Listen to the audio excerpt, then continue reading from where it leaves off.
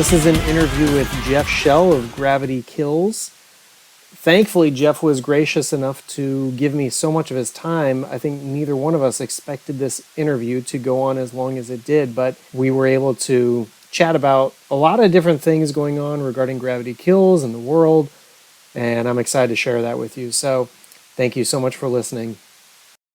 First off, I think I just want to say thank you just in general for, I know that you've always been so generous with your time, and I promise I'm not going to abuse that. But especially with, chatting with people and interviews. And I've noticed this over the years, just between, Blogspot, websites that you've done and just interviews that you've given in Facebook and all these things. Like you've always been just so incredibly generous of your time. So thank you, just first and foremost. I think just over the years for that, it's always been interesting to hear what you think and the band operating. And I think, you're always kind of the mouthpiece, literally and figuratively for the band. So I appreciate that. Well, you're welcome.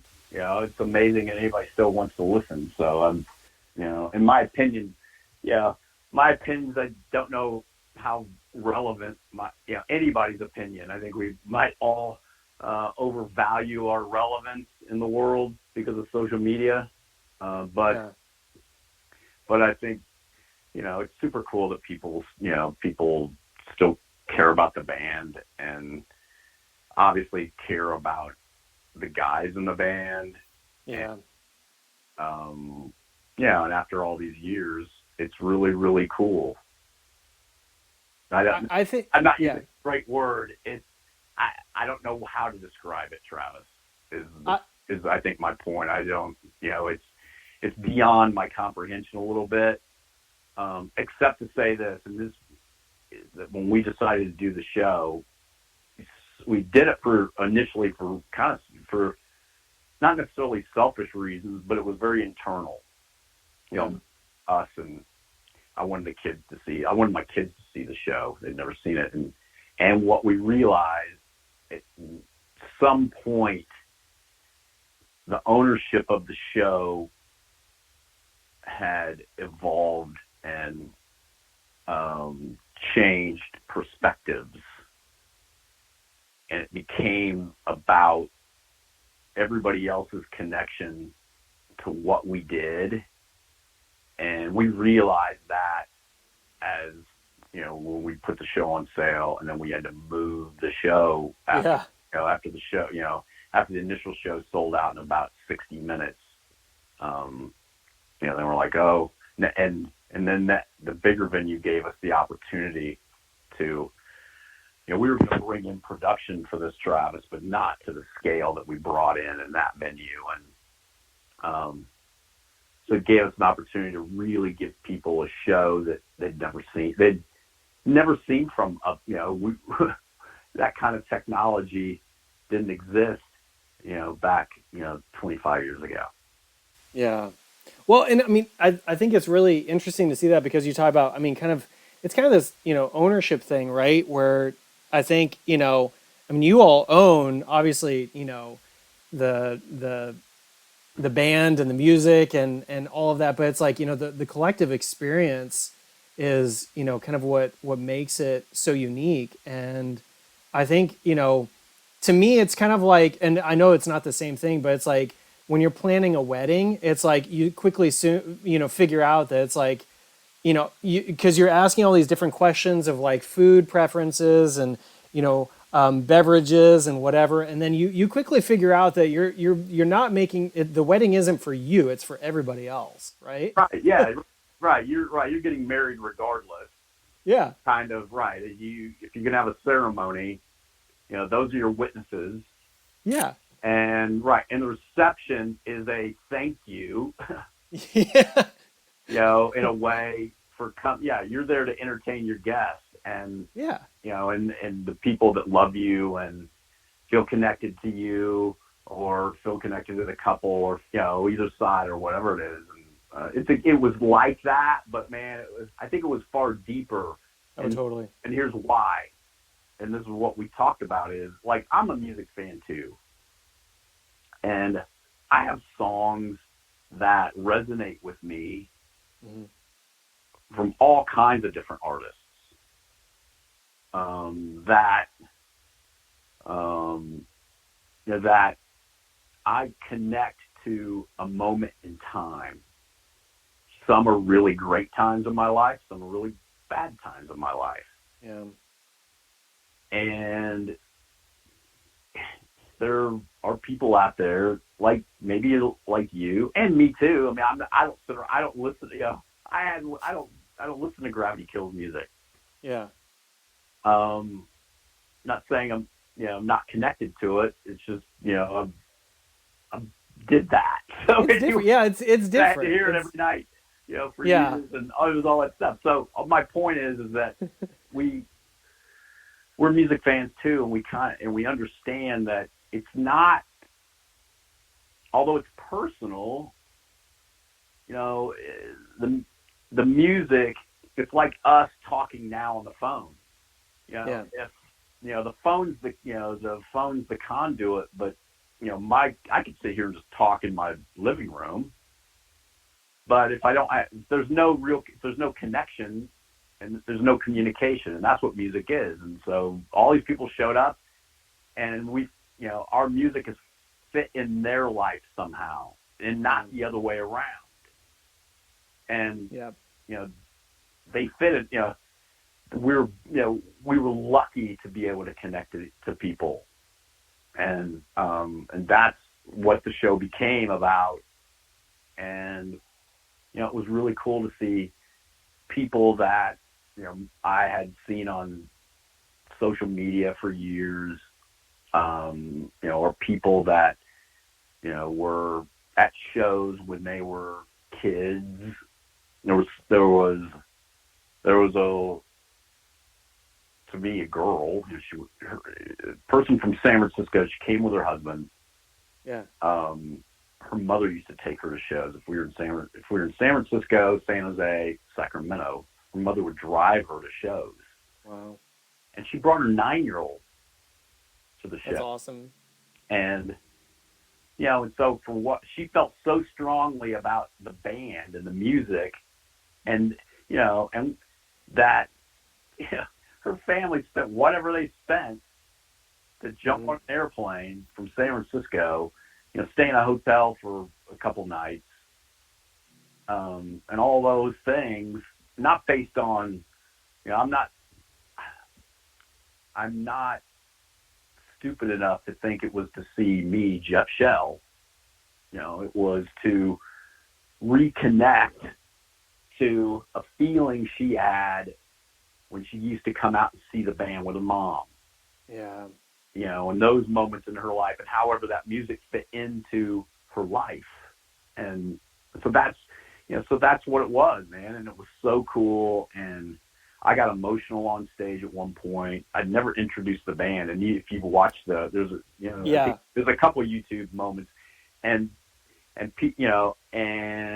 I got emotional. I'd never introduced the band like that. I'd introduced the band before in sort of kitschy ways, but I'd never done that before in 28 years of playing shows. And so it was real personal for me too, and how that connected, how those guys, all that experience connected to my life, and made me who I am now. And so I think, I don't know, it was just, I was going through the same thing maybe in a way that people that came out to the show were experiencing too. Was, in my anecdotal experience, Travis, life has become time has become less linear as I get older. Yeah, totally. Because things keep sort of folding back on themselves. Mm-hmm. And the more experiences you have, and the more they relate to each other as you go through life, you're able to revisit those feelings, and they feel like, my wife and I, we have this thing between us that, our lives are like these, instead of an infinity symbol, we use a Venn diagram. Yep. That it's not just time, that sits in the Venn diagram. It's our life experiences too, and how we cross paths with people, and those become sort of part of that, part of the inner part of that diagram. And that's what, again, that's what all that was about, man. It was so cool. And, the whole experience, I got into St. Louis I'm just giving you information, whether you want it or not here. No, it's good. It's all good. I got into St. Louis. I'm going to be there again tomorrow for the holiday week, but, I got in, we started full rehearsals about a week and a half before the show. We were all rehearsing individually, and Kurt and Matt were rehearsing together. Doug was, rehearsing his parts. He had that rig to put back together. I mean, what he went through, he completely, that Matrix 12 doesn't exist anymore. All that was rebuilt. They laid a new controller into that, to control. He was using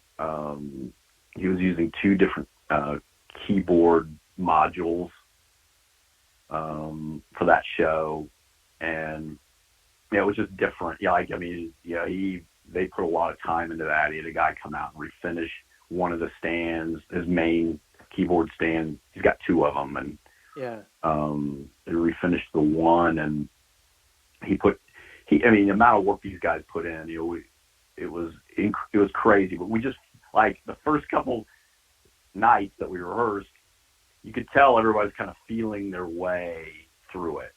Mm-hmm. Like, oh, we hadn't done this in a while. And everyone was really focusing on their own. Everybody was kind of living in their own space in rehearsal, just, trying to get through it. And then the third rehearsal, all of a sudden it started feeling like a band again. Yeah.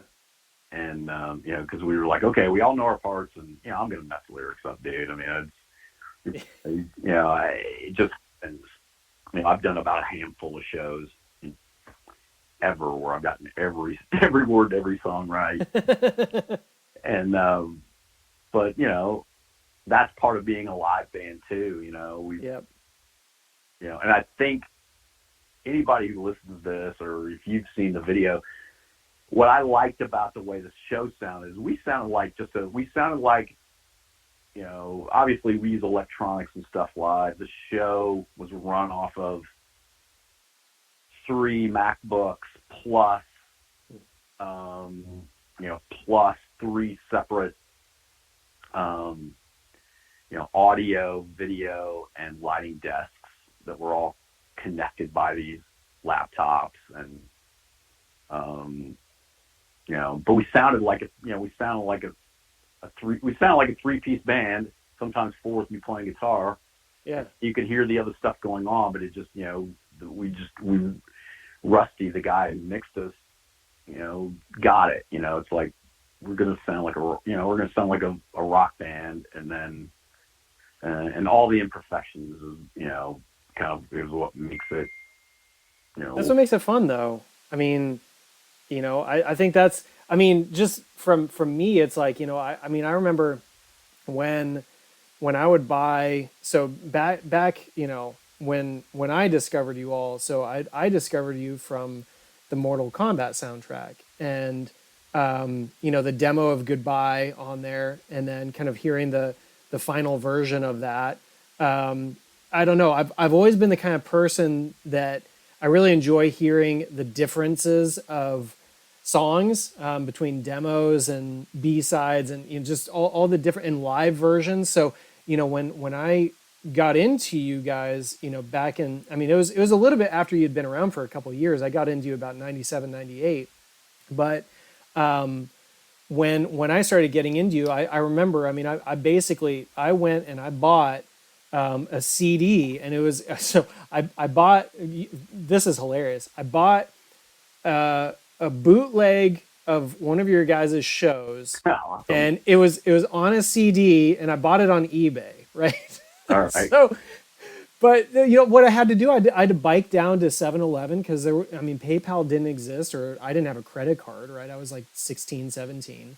And so I, bike down to 7-Eleven, I, pay cash from my money order. I send it in the mail to someone in California, and they send me back this CD bootleg of a show that you guys did.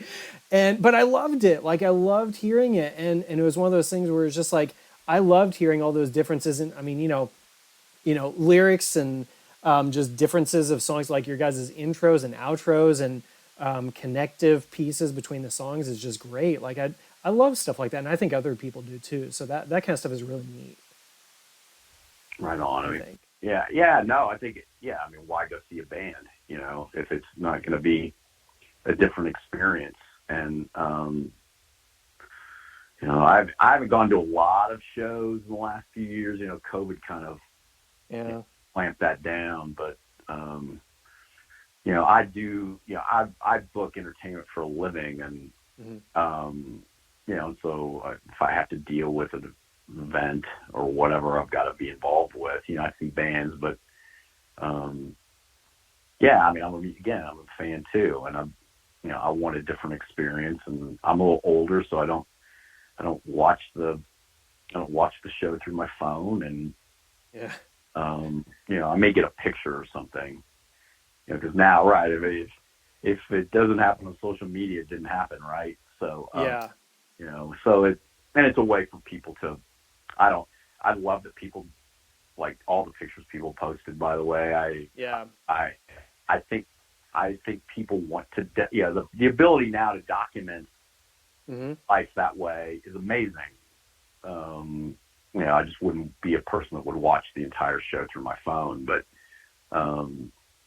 and I don't think on Saturday there were many people doing that. There's tons of photos, and there's video front to back of the show, but I think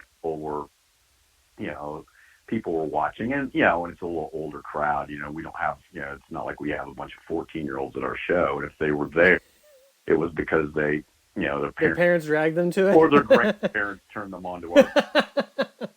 No, you guys aren't that old.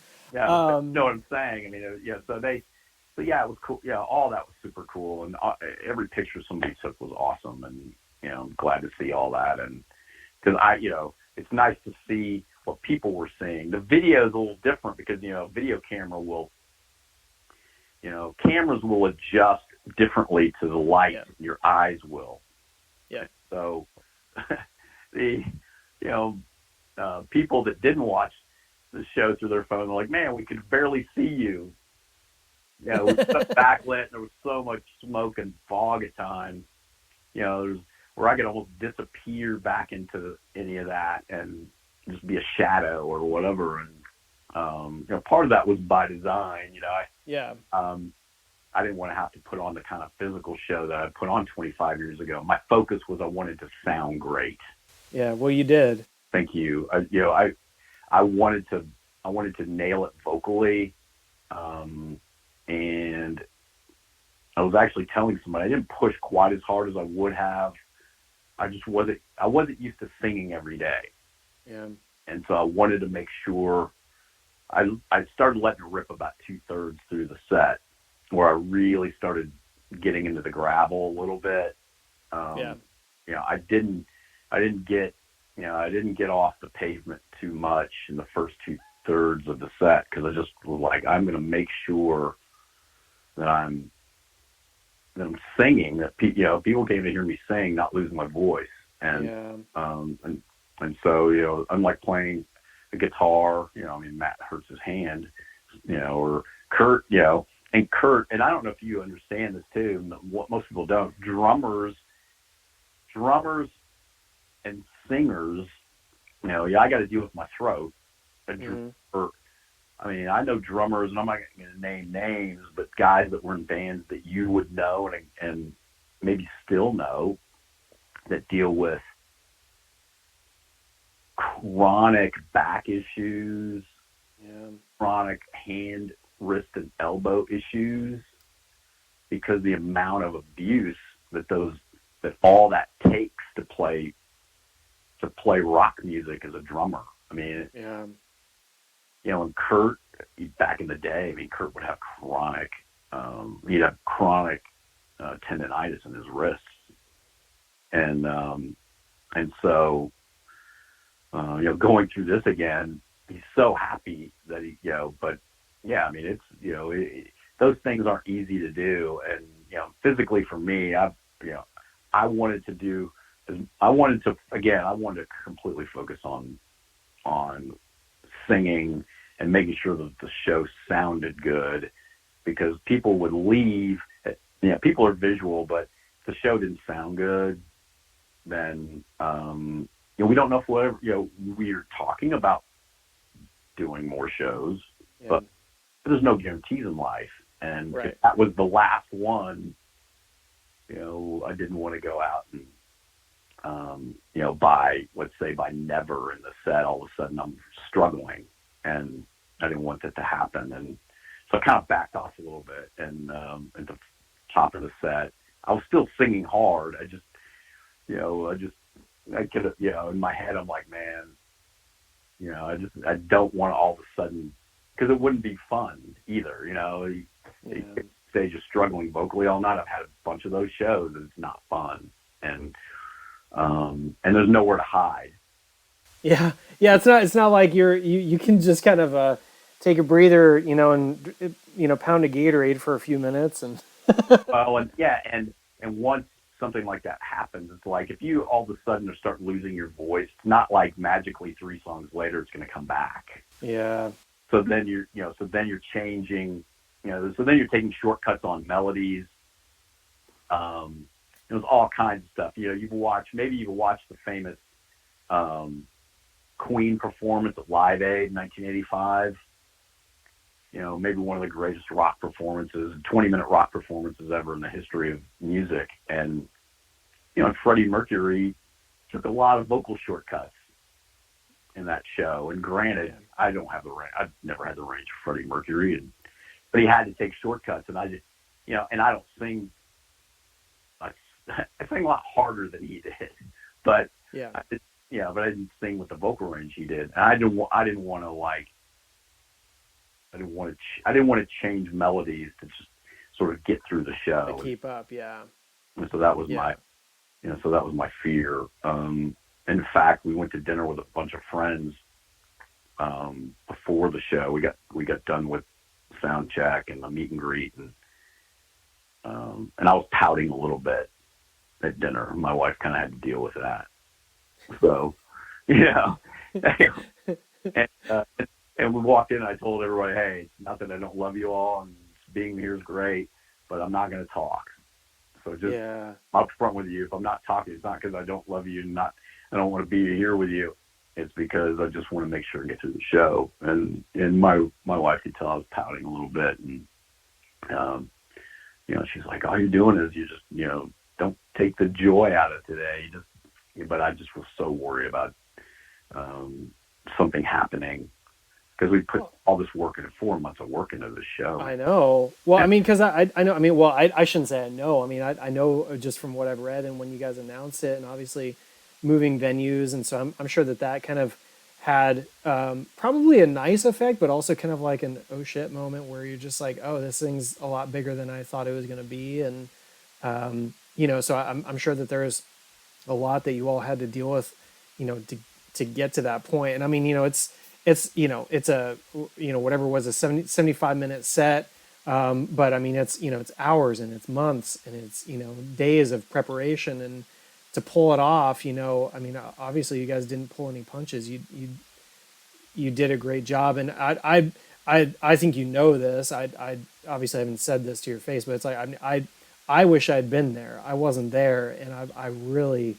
wanted to be there, and I'm sorry that I wasn't. Dude, that's apologize to me. Everybody's got their life, and no, I know, but that's the thing though, is that like, I mean, I saw you guys once, and this was after, you guys had, I hate using the term breakup because it implies that there's like, bad blood, which I don't feel like there is. No, there's there's nothing between us guys. I prefer dissolution or maybe taper. No, it wasn't really taper. But anyway, when you guys stopped, obviously doing things in 2002, 2003, I went to your guys' Tulsa show at Kane's Ballroom, and I think it was 2007? That was 2007, yeah. Okay. And I drove out with a friend, and we drove to that one, and I like, it was so great.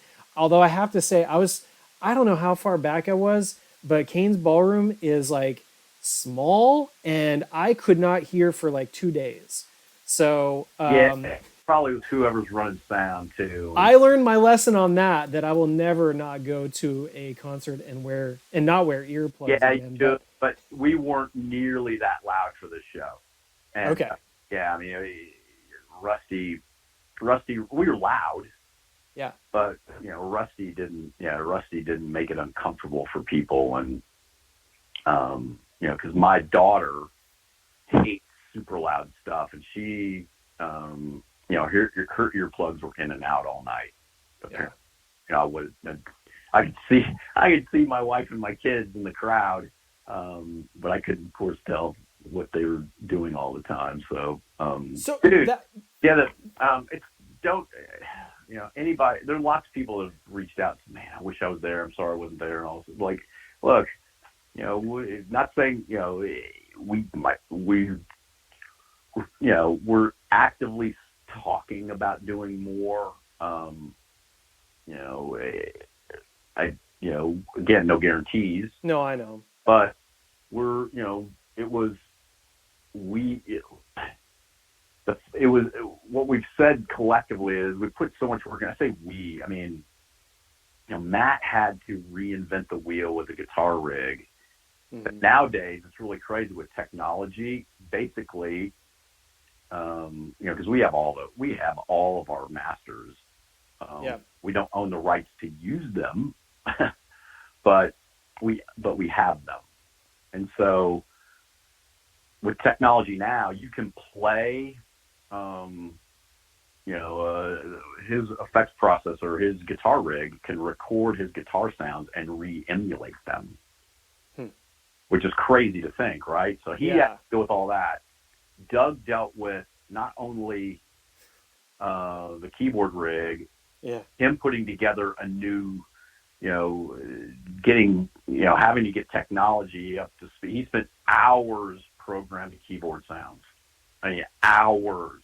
Wow. Because all the stuff we had was, of course, was from a land that time forgot, and so he spent hours doing that. He put together our, all of our merchandise accounting he put together. I know all the stuff that's not sexy to people.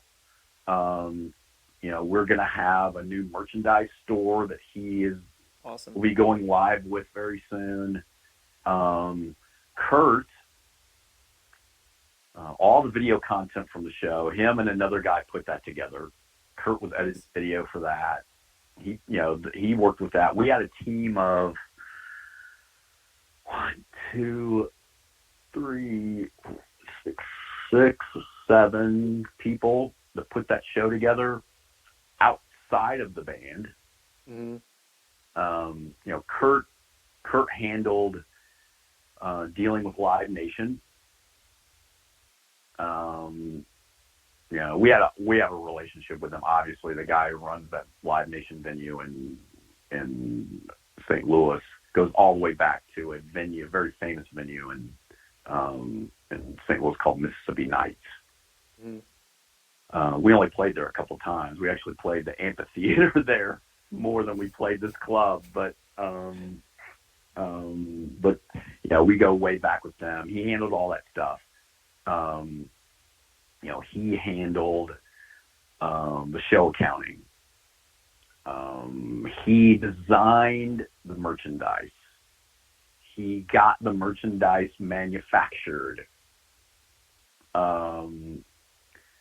All that stuff that we don't have a team anymore to right. all those things. And so those guys in particular, Kurt and Doug handled an enormous amount of stuff for that show.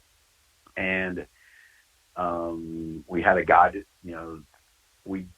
we told the guy who ended up producing the show, was sort of, would have been like the project manager, if you want to even call it that. But beyond that, he's, we just left it to them. And I told, we had a meeting and I said, I want people to feel like, I want people to not just feel like it was 1996, but I want them to feel like it's now. Mm-hmm. Well, Yeah. technologically, the show was, it was the biggest. Even we've headlined shows with more people in attendance. But it was the most production heavy show that we've ever done. Oh. And so it was getting all that, taking the show in a context. We used to, for tracks, we used to use, back in the day, we didn't use laptops because, Mm-hmm. It wasn't, back then, okay, put it this way, back then, there's a very famous, I'm not going to mention names, probably an artist that you're into that on a Lollapalooza tour back in the early 90s had heat issues with tracks because they were using a computer, and you also understand that computers back then and hard drives back then, ran off of a disk inside of a. Well, if you were getting too much vibration, the laser couldn't read the disk that was in the box. Mm-hmm. So nowadays, you're running off of, solid state drives, and so so we migrated into that. That was all new. Just everything about doing a show now, like even the last show we did in 2012, we were running off of old technology. So I'm sorry, go ahead. No, so so that was, so anyway, so those guys really did, all I did here was sing every other day, relearn lyrics, play an acoustic guitar to beat my hands up for a couple hours a day, and stay in contact with everybody and just root for them, and be cheerleaders for them and give them support wherever I could, because they, they had to do all the work, really. I just walked out on stage and sang and benefited from all the work that those guys did.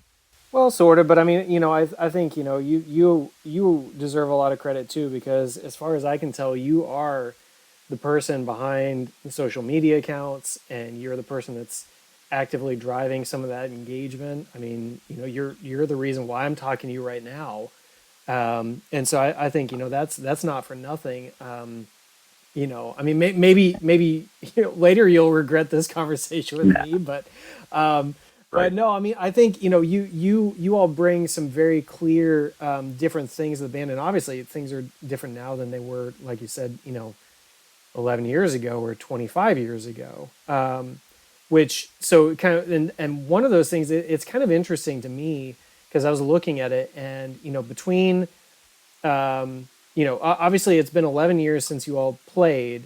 And so that means that the time gap between when you guys officially called it quits and your last show was actually shorter than between your last show and the one that was on Saturday. And I think that's really weird. I don't know about you. That's probably... Here's why. Look, and I think, first of all, the band, until Saturday, thinking about doing more shows, and I'm going to put this out there. The band is far more interested in their legacy and collectively, I think, than we are about anything else, because we've all the guys have been successful post GravityKills. Yep. And not saying that, well, I'm not discounting any of that, but we have, we were able, as hard as it was at times, we were all able to move forward in our lives, and we just weren't ever interested in, and this is us personally. Everybody's got their own story. What I'm telling you is completely anecdotal, and unique to the four of us. Is that we never really felt like post-band that we wanted to, at some point it wasn't like, hey, we're going to get the band together at some point and really, really, really hit the road hard or any of those things. And a lot of bands have been very successful doing that. Yeah. It just wasn't something that we were ever interested in, because I waited. I didn't, I waited till very late in life to have kids, Mm-hmm. because I wanted to be there. Yeah. And, and if you're going to be a parent, once you introduce kids into your life, things change, Totally. And so I'm not sitting here trying to sound old. It's just that we got into a different part of our lives where we're like, you know what? If we ever have a chance to do it again, we're not ever going to say never. Yeah. But it's not our focus. Yeah. And now it's gotten a little different, and only because we realized going through all this that maybe even in the smallest way, even if we did, and I'm not going to promise anything, but even if we did new music, maybe there would be a few people. We have no delusions that we would, that there would be anything close to the ubiquity that the band had, let's say, about the time of the Escape from LA soundtrack, for instance. Yeah. We're not, there's no, oh yeah, we could go on the road and play, for 1,800 people a night. There's none of that exists with our band. We don't have, nobody's thinking that. What we're thinking is that it felt so good. Everybody's at a place in their lives where now that we're past all the bullshit, Travis. Yeah. And that happens in every band. Because you're married to 3 other people. Every decision you make, personal or professional, every decision you make affects their lives and vice versa, professionally and personally. And, so there's things that happen through relationships, and especially when they break up, we broke up on our own accord for the most part, the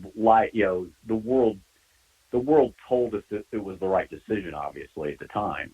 Yeah. And, but there were things between band members that needed to be resolved as friends. Yeah. So, do you feel like those have been resolved? Oh yeah. I mean, it was awesome. And it's good. Yeah. And it was different too. Like, all of us still have our own personalities in the band, but, now you're old enough to understand that's who they are. And that's what made us so strong as a unit. It was that everybody had their thing to bring, and you had to allow them to, and to not allow them to be who they are weakened the collective. Yeah. And so there were, some of those same personality traits came out in rehearsals and all that stuff, but we were all like, put it this way, like Doug, I'll use Doug as an example. Doug is a guy that he had so much stuff to do for the show and takes so much care in what he does. He walked in, I'm going to shed some light into the dynamic of the band. He walked in to our meet and greet because we were supposed to jump into a sound check, and we had checked stuff without him there, but he was busy also dealing with getting, because we had merchandise for sale, and so he was busy also dealing with point of sale stuff for that, but he had a lot to do over the course of the day. So he basically walked in right at the stroke of 3:00 when we were letting people in to see us finish making noise for sound check. And we did a couple songs. We didn't let people in for the hey two and kick drum noises and all that stuff because some people want to see that, but it was like, hey, let's just get that out of the way and we get people in here and then we can actually talk to people. And so he walked in right at 3:00 when it was starting, and 25 years ago I'd have been super upset with him. And it made it about me. Mm-hmm.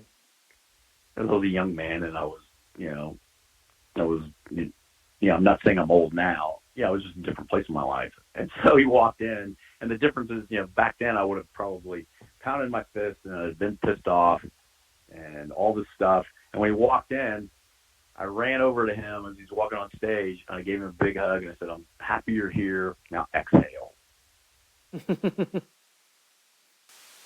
That's awesome. And that, and so that's one example of everything that we went through, the, you know, as the dynamic within the band, because Doug, nobody cares about, I can tell you, there's nobody in the band that cared more about any of that stuff than Doug. We all cared, like beyond caring, obviously. Yeah.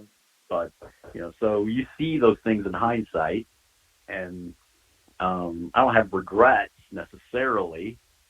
But I'm happy that we all have evolved, and that we can, that we can see we can see all the positive things within each of us that made, especially making the first record. Man, we were naive, and we were stupid, and we were just stumbling forward together. Like it was, and it did, and then success kind of creeps in, and then you start getting other people, sort of, bands allow other people to start inserting their narratives and their into what should be about the band, and making the best music for the band, for people who will listen. And I'm not talking about formulaically writing hits, but doing what's best for the band. And and so success kind of changes those things, and then bands allow those things to get in. Some bands don't, and bands do. But when I watch documentaries on bands, like the Foo Fighters documentary, and I'm not talking about the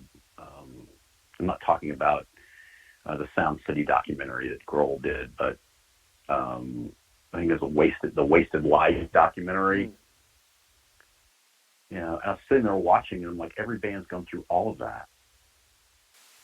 Well, and I think it has it's probably different in terms of how you respond to it. And I think just from an outsider's perspective, just with time kind of being a good leveler, and especially with the interviews that I've heard you all give over the last few days and week, it seems like you all have come to this place of being content where GravityKills was on the soundscape in the mid to late 90s.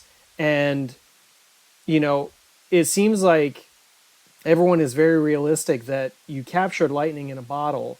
And even if you were to put all those parts together again, it probably would never happen again that way. And and you all strike me as understanding that. And I think even during that time, it felt like you embraced that, because maybe you knew, and this is just conjecture, maybe you knew that was the case, and maybe, you knew that, hey, this is pretty good, and it may not get better.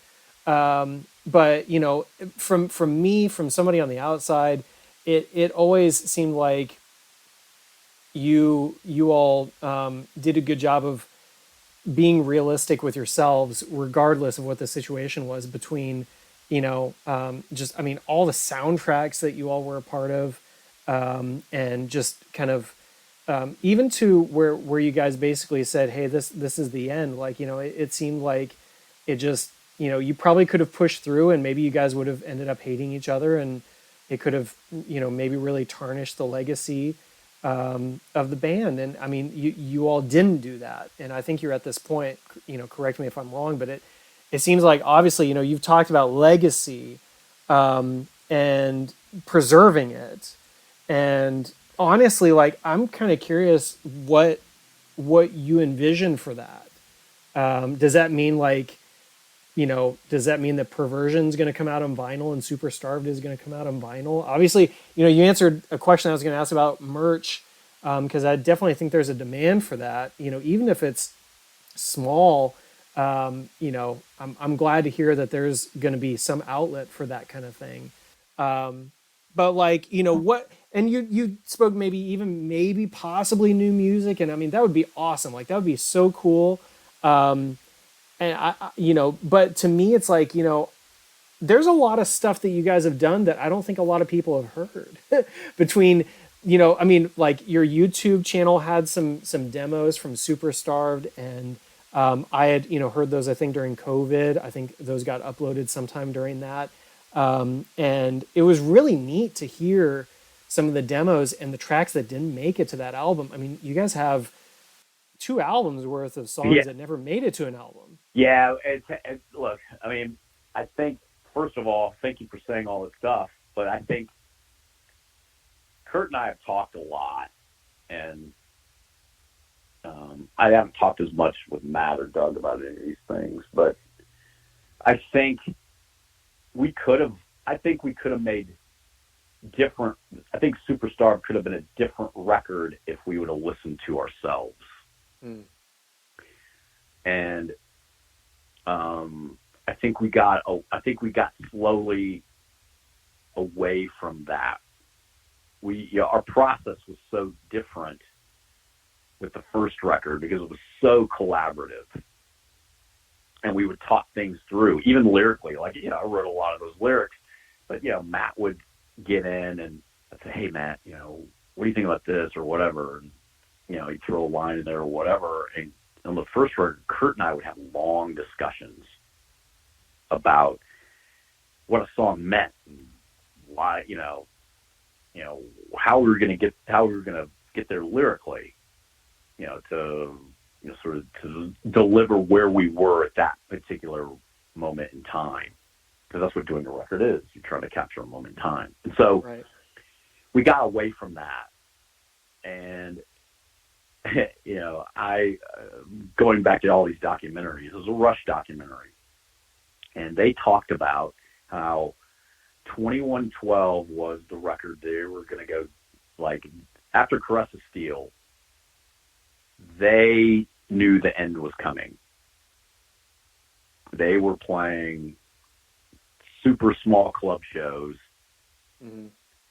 and just going around, basically just losing money.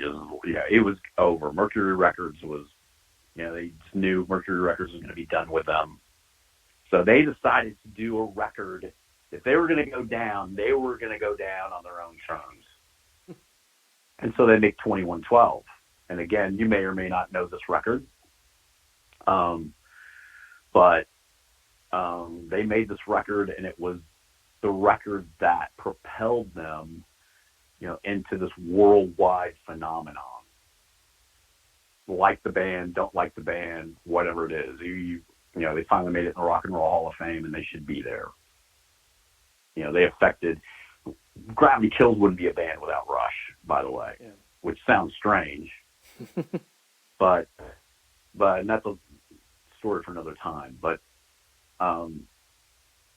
I look back and I wish, there's some really bright moments on Superstarved that I'm really proud of, but I don't feel like it was a record in hindsight, and knowing what we were going through, because Kurt had left the band, what we were going through collectively, we're all personally kind of just, and lyrically that song is I think lyrically it's my best effort lyrically. Mm-hmm. Because I was in therapy at the time. Yeah. And so I just wrote about my therapy. And so it's lyrically, it's just insanely honest, like too honest. If people will pay attention to it and dig into the lyrics, it's as honest a record lyrically as you're ever going to hear. But musically, we were floundering a little bit. We didn't know what we were anymore, because we were all kids. We're all post-punk kids. Yeah. And we got away from that, and we got away from the electronic sensibilities at times that I feel like made us, because I'm a Depeche Mode fan, and I'm a lot of those things, and as Doug Furley is a huge Gary Newman fan. Mm-hmm. Matt, all of his guitar influences, at that age, everybody's influenced by Eddie Van Halen and that kind of stuff too. But what made Matt were guitar players more like Steve Stevens, played with Billy Idol.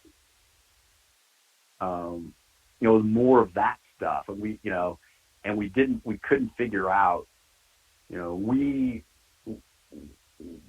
forgot all of that stuff, in my opinion. Again, that record has some bright moments on it, and I'm proud of that record in that we stuck it out. Yeah. I remember, I'll leave you with this story. I'd flown over, I was in Sanctuary's office in London, and I'd been over there for a couple weeks, and I'd been flying around the continent over there doing press for like 3 weeks. And the last night that I was in town, I was going to fly out on Saturday. On a Friday night, Sanctuary had a party. And I was in my product manager's office with his assistant, his name was Darren, he's an Australian guy, and he took care of me for 3 weeks. We were two kids all over the continent of Europe, doing interviews, and we were partying. It was super fun. And I got to hold the record. I got to hold Superstar. The first time I'd seen the record. And we put it in, and I started crying. And I know it sounds like, Jeff, you're like, whatever, but the whole time, we were doing a record that we didn't know anyone would ever hear. Yeah. That we'd ever get to finish. Wow. And so that's what I'm most proud of with that record. That record is a testament to, to resilience, and to being unrelenting. More than anything else. It didn't make a musical statement to me. It was like, fuck you guys, we're gonna, we got this record finished. Yeah. And so that's what that record meant. But in hindsight, and then as far as new music, believe me, there's nothing about new GravityKills that's going to sound like 1996. Right. Been there. Lightning in a bottle, right? I mean, it could never be the same. You guys aren't the same, and your fans aren't the same. And we don't want to revisit that. It'll sound like GravityKills because it has to, because that's the four of us. It'll be distorted. It'll be heavy at times. It'll be melodic at times. It'll be abrasive at times. It would be sonically interesting at times. Yeah. It would be driving at times. But we have no interest in. If you look at all of our records, we've never had any interest in necessarily revisiting we had done before. And that's another thing I'm most proud of too. All three records are very different. Very. And and we took chances in place. On the second record, Perversion, we took a lot of risk on. Totally. We were doing things that were just starting to creep into, American music. When we started that record, we had just gotten back from being in Europe. And I brought back all these records. We had the Prodigy Fat of the Land record before it was out here. In fact, we got, and so we had that record. I was listening to Future Sounds of London. I was listening to Orbital. Obviously there were already bands that have been out over Chemical Brothers, and you could find Prodigy records,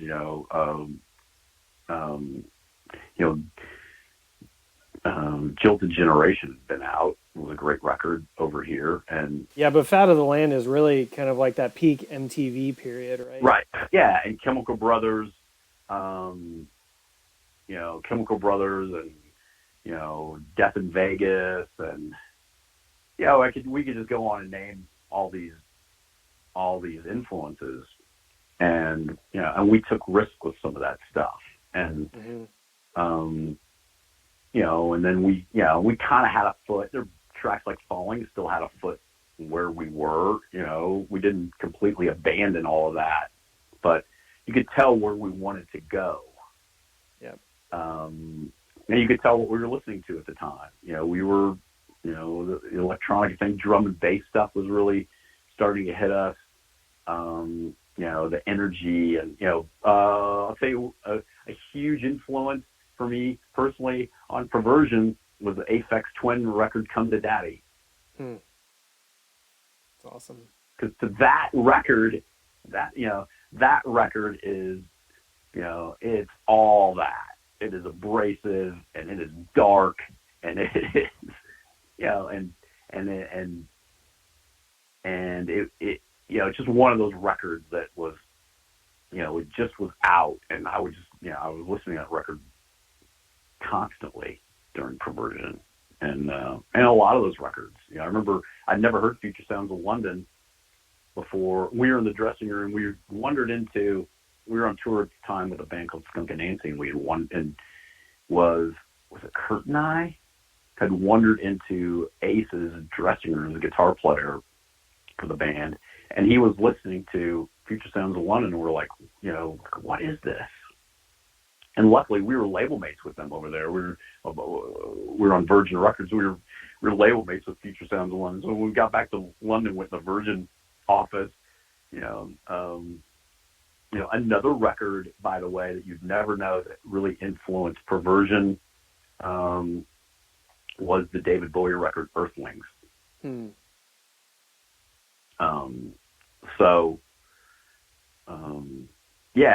It was all that stuff, and we just, and I think by the third record we just didn't know what we did. We were throwing darts instead of going, we want to make this kind of record. We threw darts, and because we didn't know. We're like, we didn't know what we were doing. We were just trying to survive. And so that's got to be frustrating. I think. Because I've heard you talk about that a little bit, but I feel like that has to be frustrating just from your guys' perspective of not that long ago, you guys were top of the charts and Guilty is everywhere, and you're in soundtracks galore, and it's just like Y2K hits, and it's just like the world has just moved on. It's like and not to say that they did, but you know what I mean? Like I don't mean that in a negative way. No, I don't think it that way. It's like a trend, and yeah, and I'm infatuated with that time period of music too. Post 2002, I'm infatuated with what I call the iPod years. Yeah, because there are bands that emerged like She Wants Revenge. That I love that band. It's so post-punk, and it's so it is so Bauhaus, so Love and Rocket, Tones on Tail, all of that stuff. And then there are other bands that started emerging. Like, you'd be surprised at stuff that, I listened to, like from Interpol to, Ladytron to, a lot of bands sort of emerged in that era. Yeah. I would have, Travis, I was fine. I would have been fine with not being ubiquitous anymore, not having that ubiquity anymore. But I feel like, and I don't look back and go, I wish I had done this. No, I don't lament this too much, but we're talking about it. Yeah. And I would have just liked to have made a couple records that where my head was at the time, in a GravityKills context. Right. And just let the chips fall versus floundering and just trying to please everybody else and all this shit. And just not having the strength to go, you know what, we're going to go down. I'm going to go out the way I want to go out. And which we kind of did anyway, as far as the band making the decision. We weren't dropping record label or exactly. anything. We just said, fuck it, we're done. And yep. but I would have liked to have had that opportunity. And, but in hindsight now, however many years later, we're we're 21 years later. I have, I'm super happy that, where my life is now too. And that may not happen necessarily had all these other things happen. So you have to go back and weigh those too. Would I have now to have that then? And absolutely fucking not. Which, and I, again, I really appreciate the fact that you seem to have a really level head about it, because I think you're not living in a dream state. You're not living in the what could have beens. You're very realistic of like, hey, this is what happened and this is where it was, and take it or leave it. Like, that's, and I appreciate that. And I think, to me, it's interesting to try and see what the legacy of the band is in the future. And I think, and I don't know if you mind me asking this, but I know that there were a couple of things regarding, like, because after GravityKills decided to go, you had kind of announced that, you were going to have a side project of, Star 13. The guy named Brad Mitchell. Yeah. And so that was something that I was like, oh, cool. I was like, because I really, enjoyed your voice and the music. And I was just like, okay, like, it's good to see that there's still, and I think people are creative.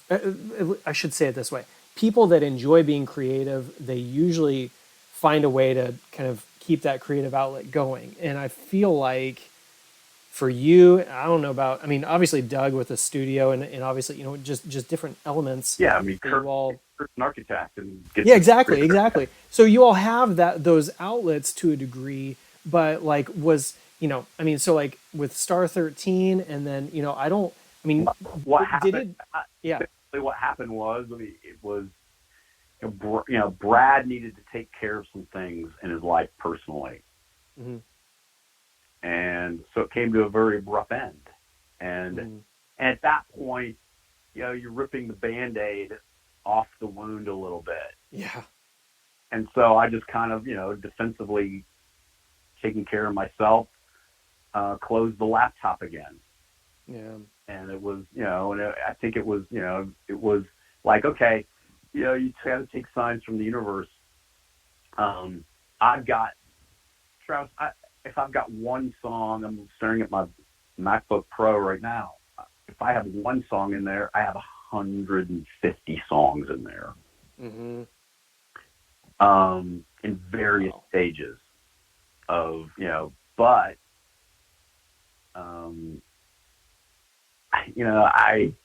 to complete something, I'm not worried about, I'm not worried about being vulnerable to people, and I'm not worried about people even saying something sucks. But because there are plenty of people that think GravityKills sucks, and that doesn't affect me. But it's not that. It's what I came to realize was, and what Kurt and I talk so often about all this stuff. When we talk about music at all, we talk about music constantly. But when we talk about us inserting ourselves musically, and back into that thing, is that I am not a solo artist. Right.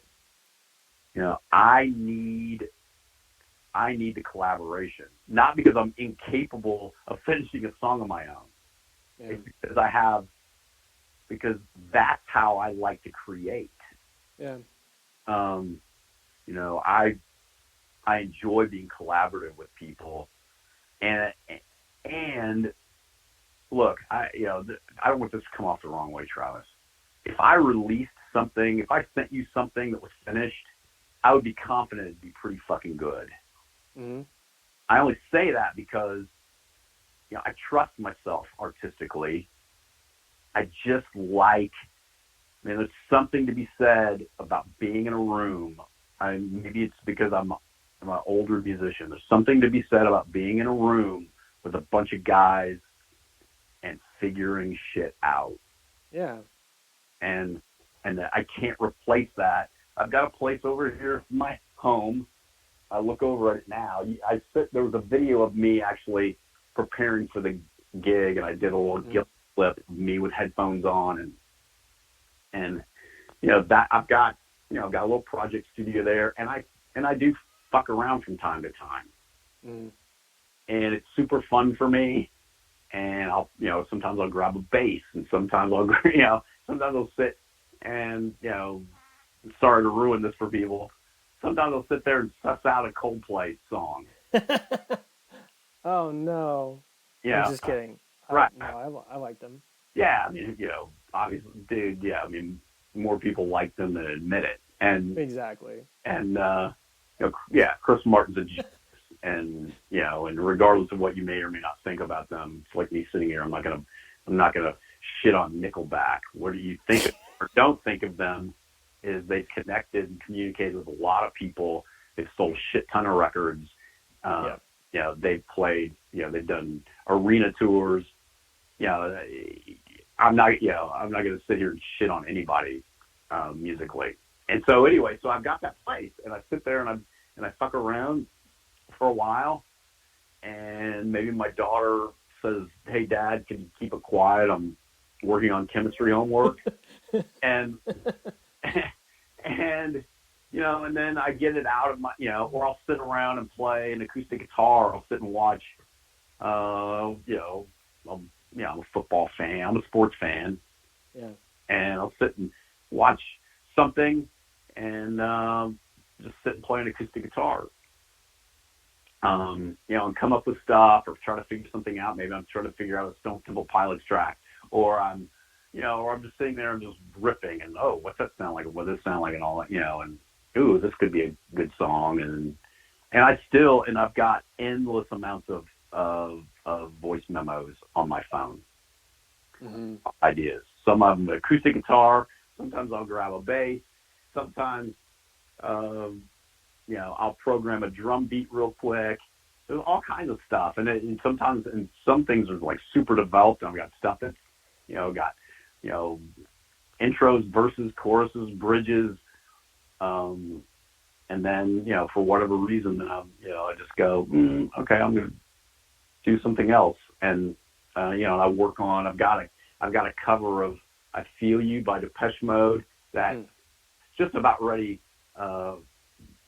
Close to being ready for vocals. I had it ready for years and years and years, and that song just fits me so vocally so well, and I just never cut it. And I sit and sing it. I've sang with the track a bunch. I cut some guitars for it. Finally, I had it without that main guitar riff, and then finally cut that within the last year. Wow. So it's just, dude, I don't know. I mean, if we do something, it's going to be, collectively, it'll be where we want to be before nobody, and that's the only way that we could do it. And if people like it, it's cool. We're not going to throw something out that people are going to go, oh, this sounds like a B-side from Perversion. Yeah. Or this sounds like a something that should. I wouldn't mind that though. Right. I mean, I'll tell you what. Out of all the records, Perversion might be the closest. Although I told Kurt, I'm far more interesting. If anything off the first record, I'm far more interested in sounding like Never than I am Guilty. Yeah. Because I just, I love that's the highlight. That was the highlight of the set for me, because we just sound like a little, punk band up there. And it's fun, and it was, it's fun, and I know people hate, they hate to hear the performers have fun when they're performing, but that song for me was the highlight of rehearsals, was the highlight, because it's just, man, I'm just letting it rip vocally, and and the band, we're just a three-piece punk band at that point, and that's and that's where all these guys started, as far as, playing music together. They were all in bands together before I joined them, and that's the shit they were into, man. And Kurt turned me on when, Kurt's a little younger than me, and You know, I mean, there's bands that, you know, we were listening to back in the old, we were, you know, listening to Dead Kennedys, and we're listening to Jodie Foster's Army, and we're listening to like, you know, there's a lot of punk, you know, listen to a lot of punk stuff, and, you know, because the electronic stuff wasn't as sophisticated, obviously, when you're talking about the early 80s. You know, the bands like Duran Duran kind of exploded, and, you know, Depeche Mode's first record, Speak and Spell, was out in 81, and, you know, by 83, not here, but I mean, that band had number one, you know, they had huge hits in the UK, and, you know, they're creeping into our sensibilities, and that's who we are. I mean, and obviously now, dude, you know, we had Frost Children open, and if, you know, and so, you know, the Glitchcore band, and, you know, and so that, there's that stuff too. You know, it's so different now too, because I think, like, for me, like, and the way that I discovered Gravity Kills was my stepsister basically handed me the Mortal Kombat soundtrack, and she's just like, I think you'd like this. And so, like, I discovered through those soundtrack events so many different bands. And to be honest, Jeff, like, I kind of feel lost without some of those major movie soundtrack events now, because I don't, like, all of it is now is just, you know, the same Taylor Swift song or whatever that everyone's heard a million times, right? And there's nothing wrong with Taylor Swift, but I just, that doesn't, they play it safe, and they don't, you know, I don't feel like I'm discovering new music, and I'm not really huge into Spotify and things like that. So it's like, it's really hard for me to go through, and I mean, I even posed the question on Reddit a couple years ago. I was like, hey, what other bands are out there like Gravity Kills? Because I miss it. And everyone's just like, that doesn't exist, right? So it's just like, it's hard. And I don't know, you know, you guys were part of some of those really cool movie events that were huge in the mid to late 90s, right? And I feel like those have kind of gone away, or maybe I'm just old. I don't know. no, I think the industry, it's just like everything else. And I don't have this answer specifically, as my opinion, is that the industry's changed so much. Even the motion picture industry has changed. They'll never get seven made. Oh, I know. Okay, you know, that those types of movies. Okay, we'll go back further than that. Who's gonna make a movie like The Godfather? Mm-hmm. You know, the dialogue, the movie moves slowly. You have to listen to the dialogue. You know, nobody's hanging from a building. Yeah. You know, nobody. You know, there's not. You know, the people are running around. You know, there's not a. It's not a superhero action movie. Right. So, you know, those movies aren't being made anymore for various reasons. You know, if they could make those movies and people would go, then they would make them. But they're going to, right. But, you know, they're playing it safe. All these companies are publicly traded companies. They have stockholders to appease. They have, you know, they have P&Ls, like all businesses. But artistically, record labels don't, you know, they're not there to take chances anymore, nor is the film industry. Right. And they don't, you know, I mean, there's an indie film space, and there's an indie music space as well. But, you know, the rich still get richer and the poor still get poorer, and maybe more now than ever. I mean, musically, you know, Spotify just, you know, they put a floor, you know, or a threshold for the amount of streams that you have to get for them to pay you. You know, and so, you know, because they got to take that money and they got to pay. Again, look, Taylor Swift is, you know, there's no arguing with her, you know, the way she connects to women. Right. You know, you could say whether you like it or not, but that's not, you know, because we're not her audience. Yeah. You know, she is. But I'm glad she has one. Like, I mean, I love that. Hey, man, I've seen the Eras Tour movie with my wife. And, there you go. And my wife can tell me every, you know, she can, and look, my wife took me to see Nine Inch Nails at the Aragon Ballroom in Chicago in 2018. My wife also took me to see Coldplay in Dallas. Maybe we were at the same concert. Was that in 2008? No, because the Coldplay show was just a couple years ago. Oh, But never mind. yeah, it's the Cotton Bowl in Dallas, and um, anyway, but she also is a huge Muse fan. She's also, she's such a Nine Inch Nails fan. Like on that tour, that particular show that we were at, he opened with the first 3 or 4 songs from The Fragile. Wow. And my wife was in tears by the end of that portion of the show. She's into that stuff. She's into. I mean, I could name you. Just keep naming bands she's into, and and Taylor Swift's connected to her, and lyrically, because it's and some people say, oh well, it's it's kind of an every woman thing. Well, you know what? In a way, your life experiences, what makes it, are very similar to mine in a lot of ways, right? And the emotions we feel, we all feel inadequate at times. We all feel loved at times. We all feel unloved at times. We all feel ugly at times. We all those things. And, so the human condition is very similar for a lot of people. And I think she's connected. And I'll get off of Taylor Swift. I'm just saying, it's, music industry has changed. And, totally. GravityKills never happens now. Right. Which is just so bizarre. I mean, I don't know.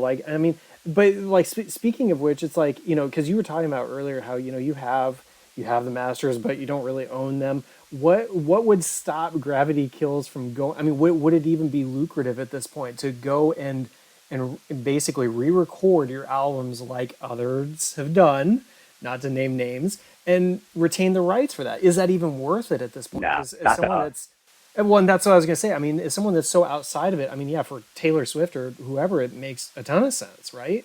Yeah, right. Yeah, because that makes complete sense for us, because we would be doing it. Not saying that. Taylor Swift is doing it because, Scooter Braun,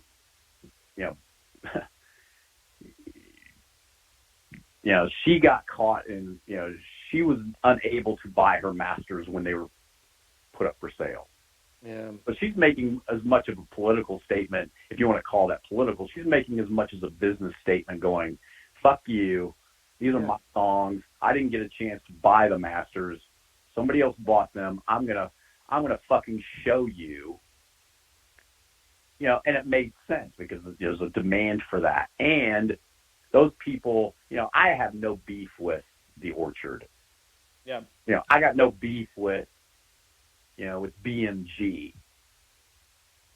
I don't have any of that stuff. We were never, our masters have bounced around because of various things, but we weren't ever interested in trying to get them. And until, let's say up to today, how about that? Mm. Up to the time of this interview, but we haven't. Let's say even a little bit before this interview. I'm not going to put a date on it because it's going to be out in the world. But there's no. I've got no artistic reason to go back, and I've got no business reason necessarily. Yeah.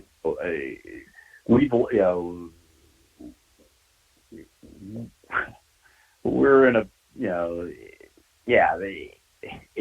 we thought about it for a while. It's like, man, then I gotta try to re-emulate that stuff as close as I can. I gotta try to deliver it the same, because the first band that I ever heard do that I paid attention to was a band called Modern English, and they redid a song called Melt With You. I'll Melt With You. And the song. You've heard it a million times, and off the top of your head, you're probably going, I don't remember it. But it was a huge 80s, sort of new wave hit, and they re-recorded it and released it about It was like, I don't know, it was in the mid '90s. And I was like, man, it just fell so short of the original performance. Yeah. Yeah, but they did it because they wanted to re-release it. They switched record labels, and they wanted to, and they wanted to re-release it. But strange, so but for us, it's like whatever. Well, and it's just so weird to me that it's just like, I mean, because you can basically go back and try and reinterpret it and reproduce it, and I mean, to me, it's first off unfortunate that you know with these rights and the inability to retain rights, or at least to rebuy or repurchase the rights at some point down the road. I mean, obviously it's a business, and I mean that's I mean obviously I think that's why there was such an upheaval and fight against it, with Napster and onwards. I mean, that I think is probably still being fought, maybe less so now with these streaming services. But to me, it's just I don't know. It's just such an interesting concept that I mean, you don't. I feel like musicians as artists get the shortest end of the stick regarding any other creative type or industry, be it film, TV, movies, that kind of thing. It's just like, I mean, I feel like musicians get the hose because they don't end up retaining it. They don't own it. They can't use it. They can't. I mean, like it's just weird. And maybe I'm completely wrong in that. And please feel free to correct me if I'm wrong, because I very well may be. But it just seems like the music industry is just very different regarding that. Well, that all started in the business's infancy. The whole business is predicated on ripping off artists. Right. So those precedents were set. Not only that, but you have to remember that you're dealing with artists. So artists, to get a chance to, especially, when you're talking, when this business started in its modern form, you do anything to be able to make a living at it. Right. And so, the recordings that they basically, the label pays for the recording. They own those recordings. Any money that they get paid back first, before you get royalties. Now, publishing is a different side of that. But GravityKills never made a dime off selling a record. Yeah. We made money on publishing, and that's a different story. We were on an independent label. Also, on the record side, we were able to make money because we licensed our records. And so a big chunk of that money was flowed through to the band. So we had licensed records to Virgin Records or to Sony Records or to A&M Records in Canada. And the band got to see money from that. So we were in a unique position compared to most bands. If you were signed, name a band, if you were signed to Columbia Records in the 90s, you were signed to Sony worldwide. Yeah. And you didn't have those revenue streams like we did. So we were really lucky. But yeah, it was all work for hire. They own the masters. They, they get to dictate, like, let's say if somebody wants the song, they want to use, say Guilty. Let's pretend that Nissan wants to use Guilty in a television commercial. Yeah. Well, the band doesn't dictate use of that because we don't own the master. The publisher, we own half the publishing, so we have a little say in it. And we did turn down, by the way, Budweiser offered us mid six figures. Wow. To have Guilty in a commercial in the mid 90s. It was a part of a public service campaign, and we turned it down. Do you regret that?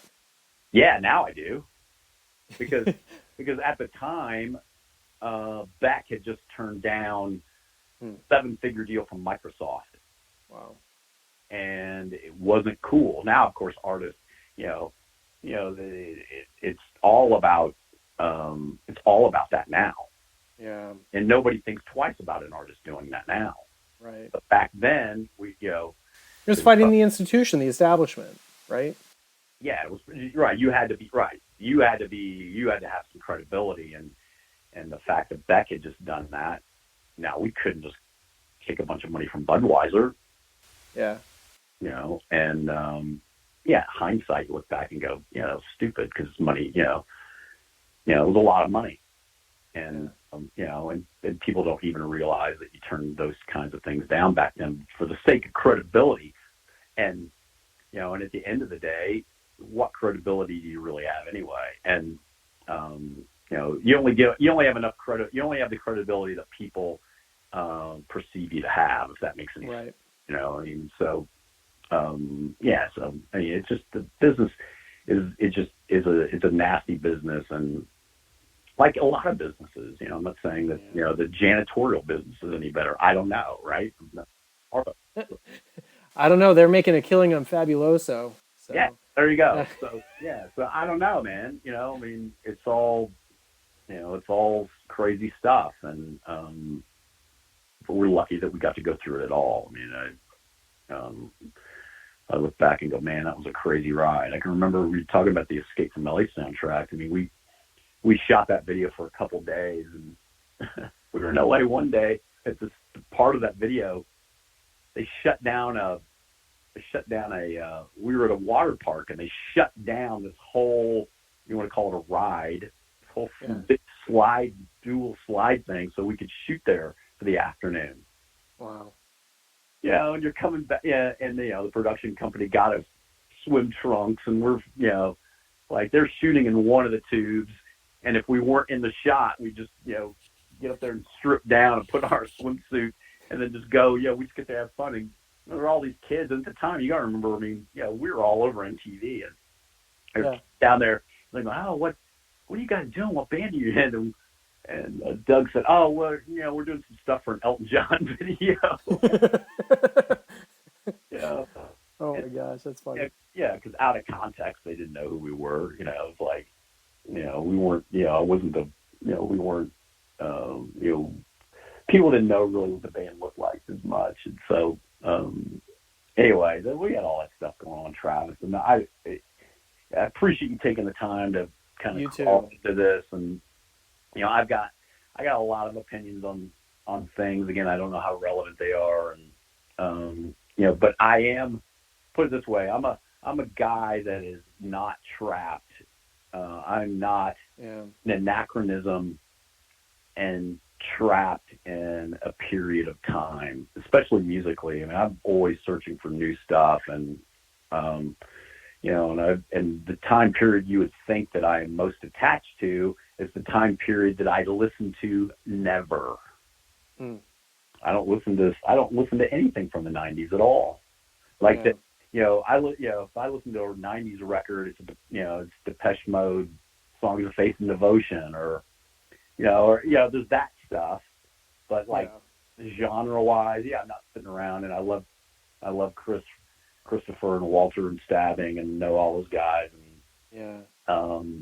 and Jim Sellers, and we all stay in touch. But I don't sit around. I'll listen to 80s stuff, then I jump to 2000s, 2010s, listen to stuff that's out now. I had to get back from St. Louis. My daughter's in high school in Oklahoma City, and so came back down here, and I listened to Frost Children for 2 hours driving back.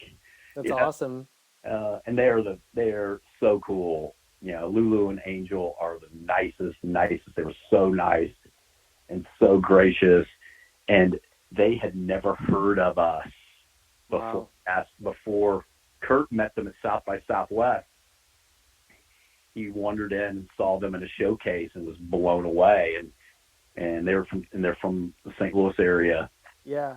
And he was talking to them at the gig at South by, and in St. Louis, if you haven't heard of GravityKills and you're from St. Louis, then and you're into music, Shame on you. That's a tough miss. And or in lots of parts of the country, I mean, Denver, for instance, Yep. Played the Ogden a couple times, and and got lots of radio airplay there, and so anyway, they'd never heard of us. Wow. And it came to find out, I mean, there's like, when we needed an opening band for the show, we were like, man, let's do something that's just going to shake it all up and put a toe in some relevance today. Yeah. It's like, man, I got the perfect band. And they had never performed in St. Louis before. Never. No, they hadn't. And their parents have moved recently to Virginia. Gotcha. But they're from Chesterfield, Missouri originally, which is a suburb of out in St. Louis County, and they had a bunch of family there. We made sure they had a box there for their family, and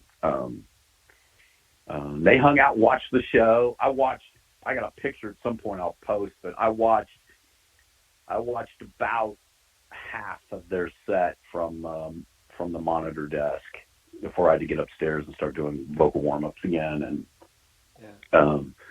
but it was awesome, and I wouldn't have changed what band opened for us. They're etched in in all of that for me. And we just didn't want to. There were lots of St. Louis bands from the time that we could have put on the show, and we're just like, no, let's not do that. Then now we're just another. Now it's just another. It's just another pure nostalgia show. We wanted something else to be a part of it, and they're awesome. And you should spend a little time with this stuff. If you're in any of that, it is. They've got two tracks in particular that will probably, the most popular. Like if you go and check out the most popular stuff on YouTube or whatever, and it is like they know what they're doing in a digital recording environment. We'll just put it that way. That's awesome. Yeah. Well, and how cool that I mean, because you say you didn't really want to make it retro, but it's like you kind of were able to, honor where they're from without it being kind of too on the nose, right?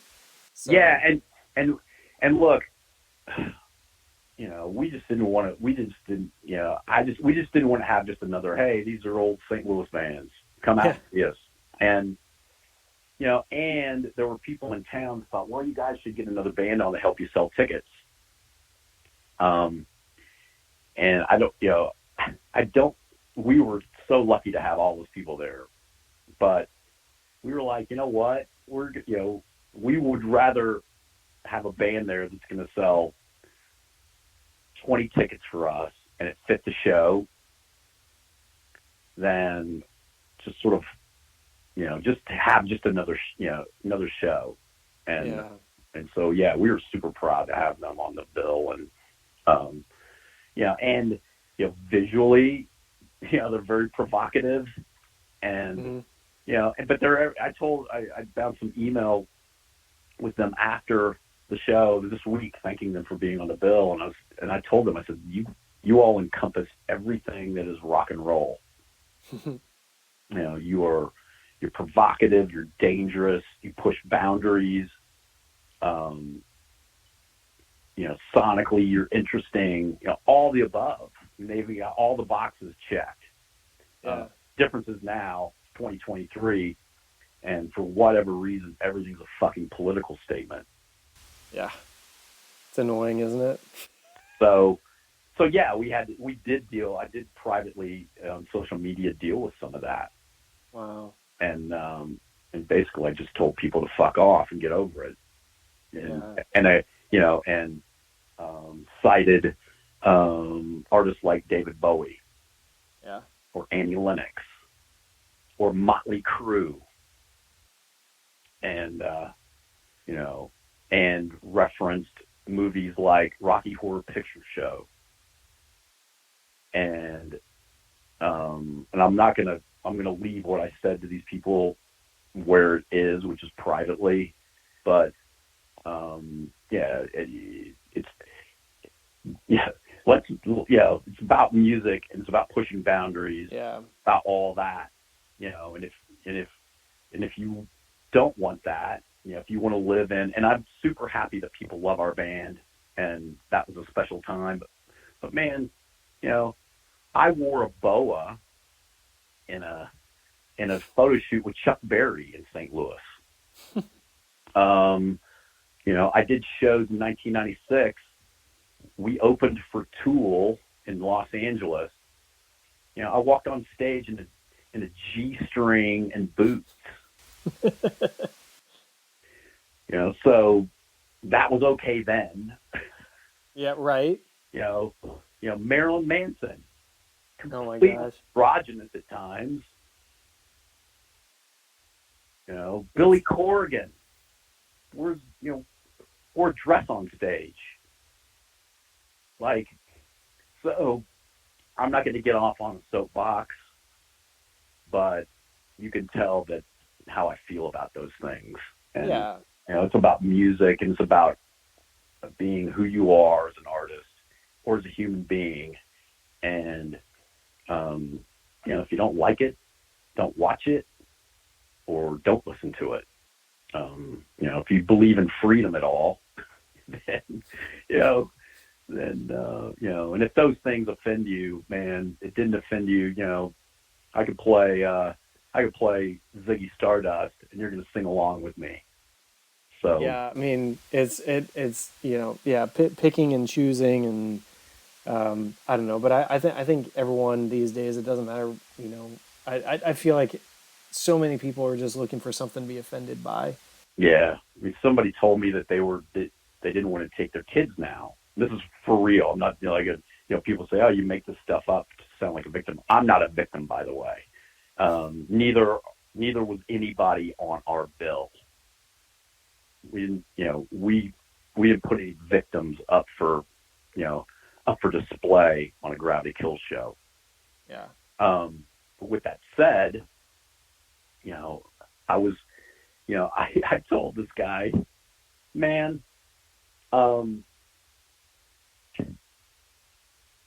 my show is not exactly even PG-13 back in the day. Yeah. There was a show in Dallas that we did at the Bronco Bowl. It was a big 3,500 people. It was a Christmas show for a radio station, that I went down on Santa Claus during the show. I wasn't accused of being a groomer. Yeah. I know. It's just, So people, right. So, and I didn't even receive any real, even from the radio station, they were like, oh, I wish we wouldn't have done that. But, you could do, anyway, I'm going to get off of that because, our bill was perfect. And we see it that way. And if other people don't see it that way, that's cool. During, whatever band you're into, listen to them. If it's Taylor Swift, if it's Coldplay, if it's Creed, if it's Nickelback, if it's, GravityKills, if it's Frost Children, yeah. it's, name whoever. Go listen to it, man, and enjoy it.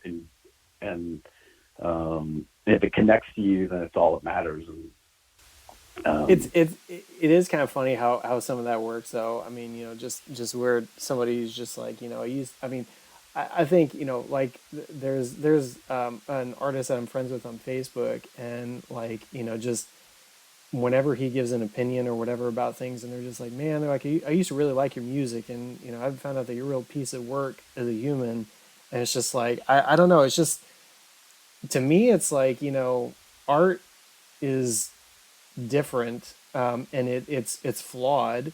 I mean, I don't think there's any such thing as perfect art. I mean, there's really good art and there's really maybe not so good art, but it's just like it. But it has personality, and that's what's driven by who we are. yeah, And, I will. Well, I'm going to tell you this though, Travis. I don't insert myself into political conversations as an artist. yeah, It's not that I don't stand for things. We obviously stand for things, but but we Yeah. stand for them with actions. And I don't need to, because I'm not going to change anybody's mind. I'm not, and I don't have to pick a side. Yeah. You're not going to force me to.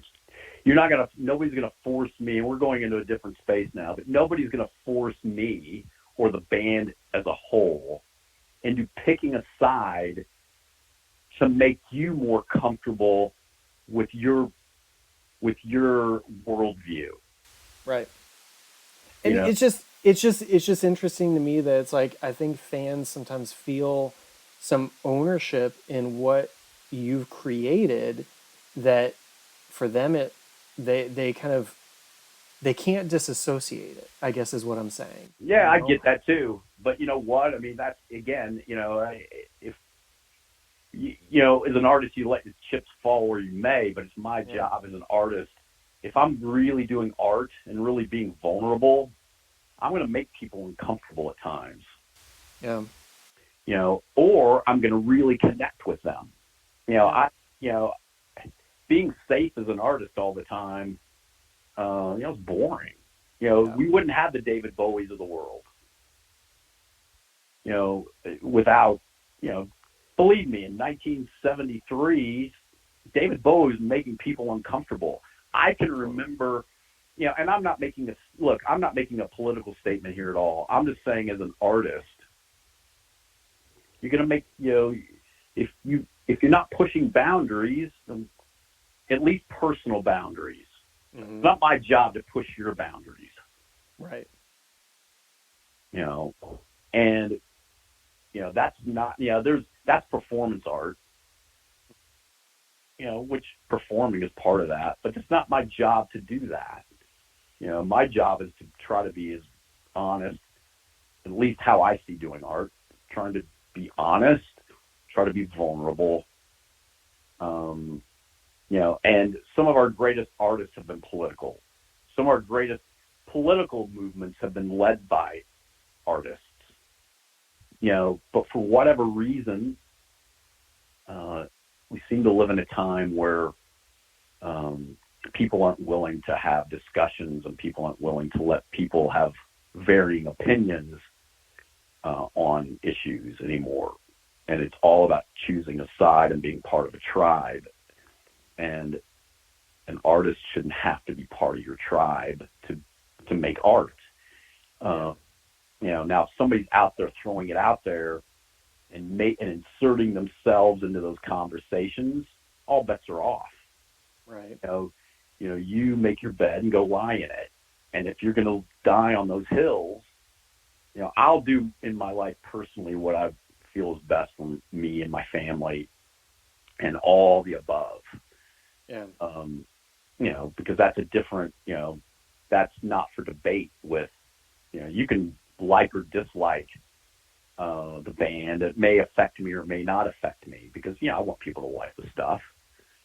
But my personal life, I've got nobody to apologize to except my wife and my kids and my closest friends who count on me to be a human being, and people like you that count on me to be a human being too, right? And not some sort of asshole or lunatic. Yeah. But aside from that, let's just all get fucking through it. And we touched on this earlier. We got far more in common with each other than we have differences. And and I see all that stuff on Twitter, by the way. I see it, and some on Facebook too, and Instagram's a different animal and altogether, but I see people doing that. I see artists doing that, and I'm like, hey man, if that's where you want to go, that's great. And but now it has, those things have far more consequence now than, and it's not that I don't want to take that chance and alienate anybody. It's just, I just don't feel like spending my energy debating with people that you can't have a debate with, and not exactly their perspective is any more educated than mine, right, or less educated than mine. It's just you're not going to change anybody's mind. And well, I totally. I think you hit the nail on the head. It's just like I feel like I don't say anything because I'm like, you know what, people have got their minds made up, and honestly, I'm happy you're not talking about it. So. Yeah, and yeah, and again, we took, we made political statements with the show, whether people want to look at that or not. Yeah. Yeah, but we just, but it was based on music, and it wasn't based on it was based on music, and it was based on St. Louis, and that was the criteria. Yeah. And something that turned us on musically and we thought was super cool and relevant. And if that happened to be a political statement too, then so be it. Yeah. Because it didn't used to be that way. Yeah. No, I was going to say everything is now. I mean, I don't know. Yeah. Just anything. Yeah. And people want to either, right, they want to be able to put you in a, you're either with them or against them or whatever. And look, I'm with everybody, man. And then there's all kinds of shit going on in the world that I wish I understood and I could have an opinion on, and maybe privately have opinions on that I just don't fully understand. And I'm not going to pretend to fully understand them. Yeah. And I'm not going to fully pretend that the information that I'm getting is correct. Right. And and because I read something somewhere doesn't mean that, what I'm saying. We could talk about this for fucking hours. Yep. And I know, and I probably know one of the artists that you're talking about that really, really, and sort of stopped recently, of putting their neck out there on some things. And, and kudos to him for doing it. That's awesome. And that's, if he feels he wants to use his platform to voice his opinion. Mm-hmm. Problem with me is the problem I have with it is that what do you do other than, voice just another opinion? Because that's, right. And, does anybody read your opinion and go, you know what?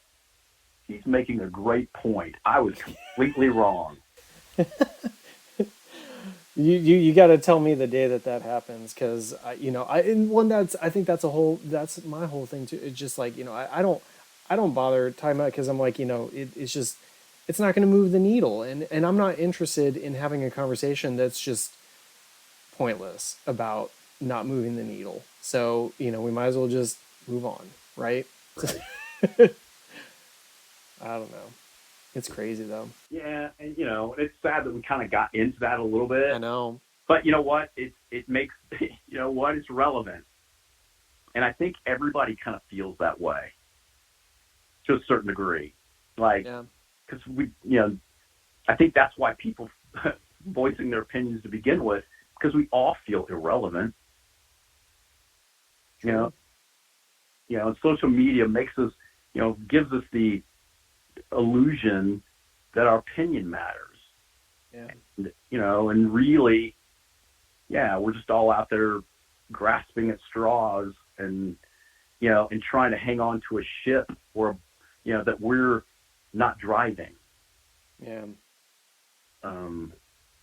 So I get why people are like that, because people are fed up, and people are, the curtain is being pulled back, on, how society works. And it's, and it's unnerving for a lot of people, unsettling, and people are upset, and people want to be heard, and people want to be represented, and people want, but now everybody's got a posture, and everybody's got to be in a part of a tribe, and it's us against them, and and I think if people, Travis, if people would realize that the us and them are not the us and the them that exactly we think it is. Exactly. No, and I was just going to say, if people put half the effort of writing their congressperson that they do spouting this nonsense on Facebook, the world would probably be a better place. Yeah, and even at that, look, I watched I am obsessed, I should say, with the mortgage crisis of 2007, 8, 9. Yeah. There are 3 movies, 3 really good movies that you can watch if you want to get really acquainted with how all that happened. and you should watch them in this order if you haven't, which is, and I'll make the circle, believe me. First movie you need to watch is Too Big to Fail. Second movie to watch, and keep it in this order, is a movie called The Big Short. Yep. Okay, then the third movie was a documentary called Inside Job. And you will learn, at that point, you'll understand, you'll get a really, really broad picture of the apparatus and the sort of, the systemic corruption, if you want to call it that, that went back years and years and years. It went back to the early 80s of allowing that to happen. And so I think now people, and social media has created, has created a world, media is coming out as, now I can watch, people, let's put it this way, if people want to watch Fox News or CNN, MSNBC, they want to watch Russell Brand on Rumble, or they want to watch Tucker Carlson on X, whatever it is, you could find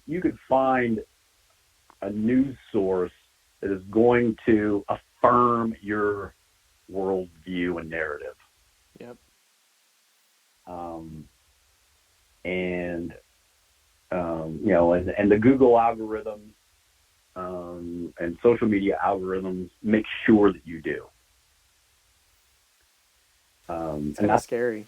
And that's that's the world we live in. And so now, in the 90s, we didn't have that. And I'm not saying it was a better time. I think there's some great things on social media. I know you from it, right? Likewise. So it's great because we live in it as human beings, and we don't live in it as ideologues.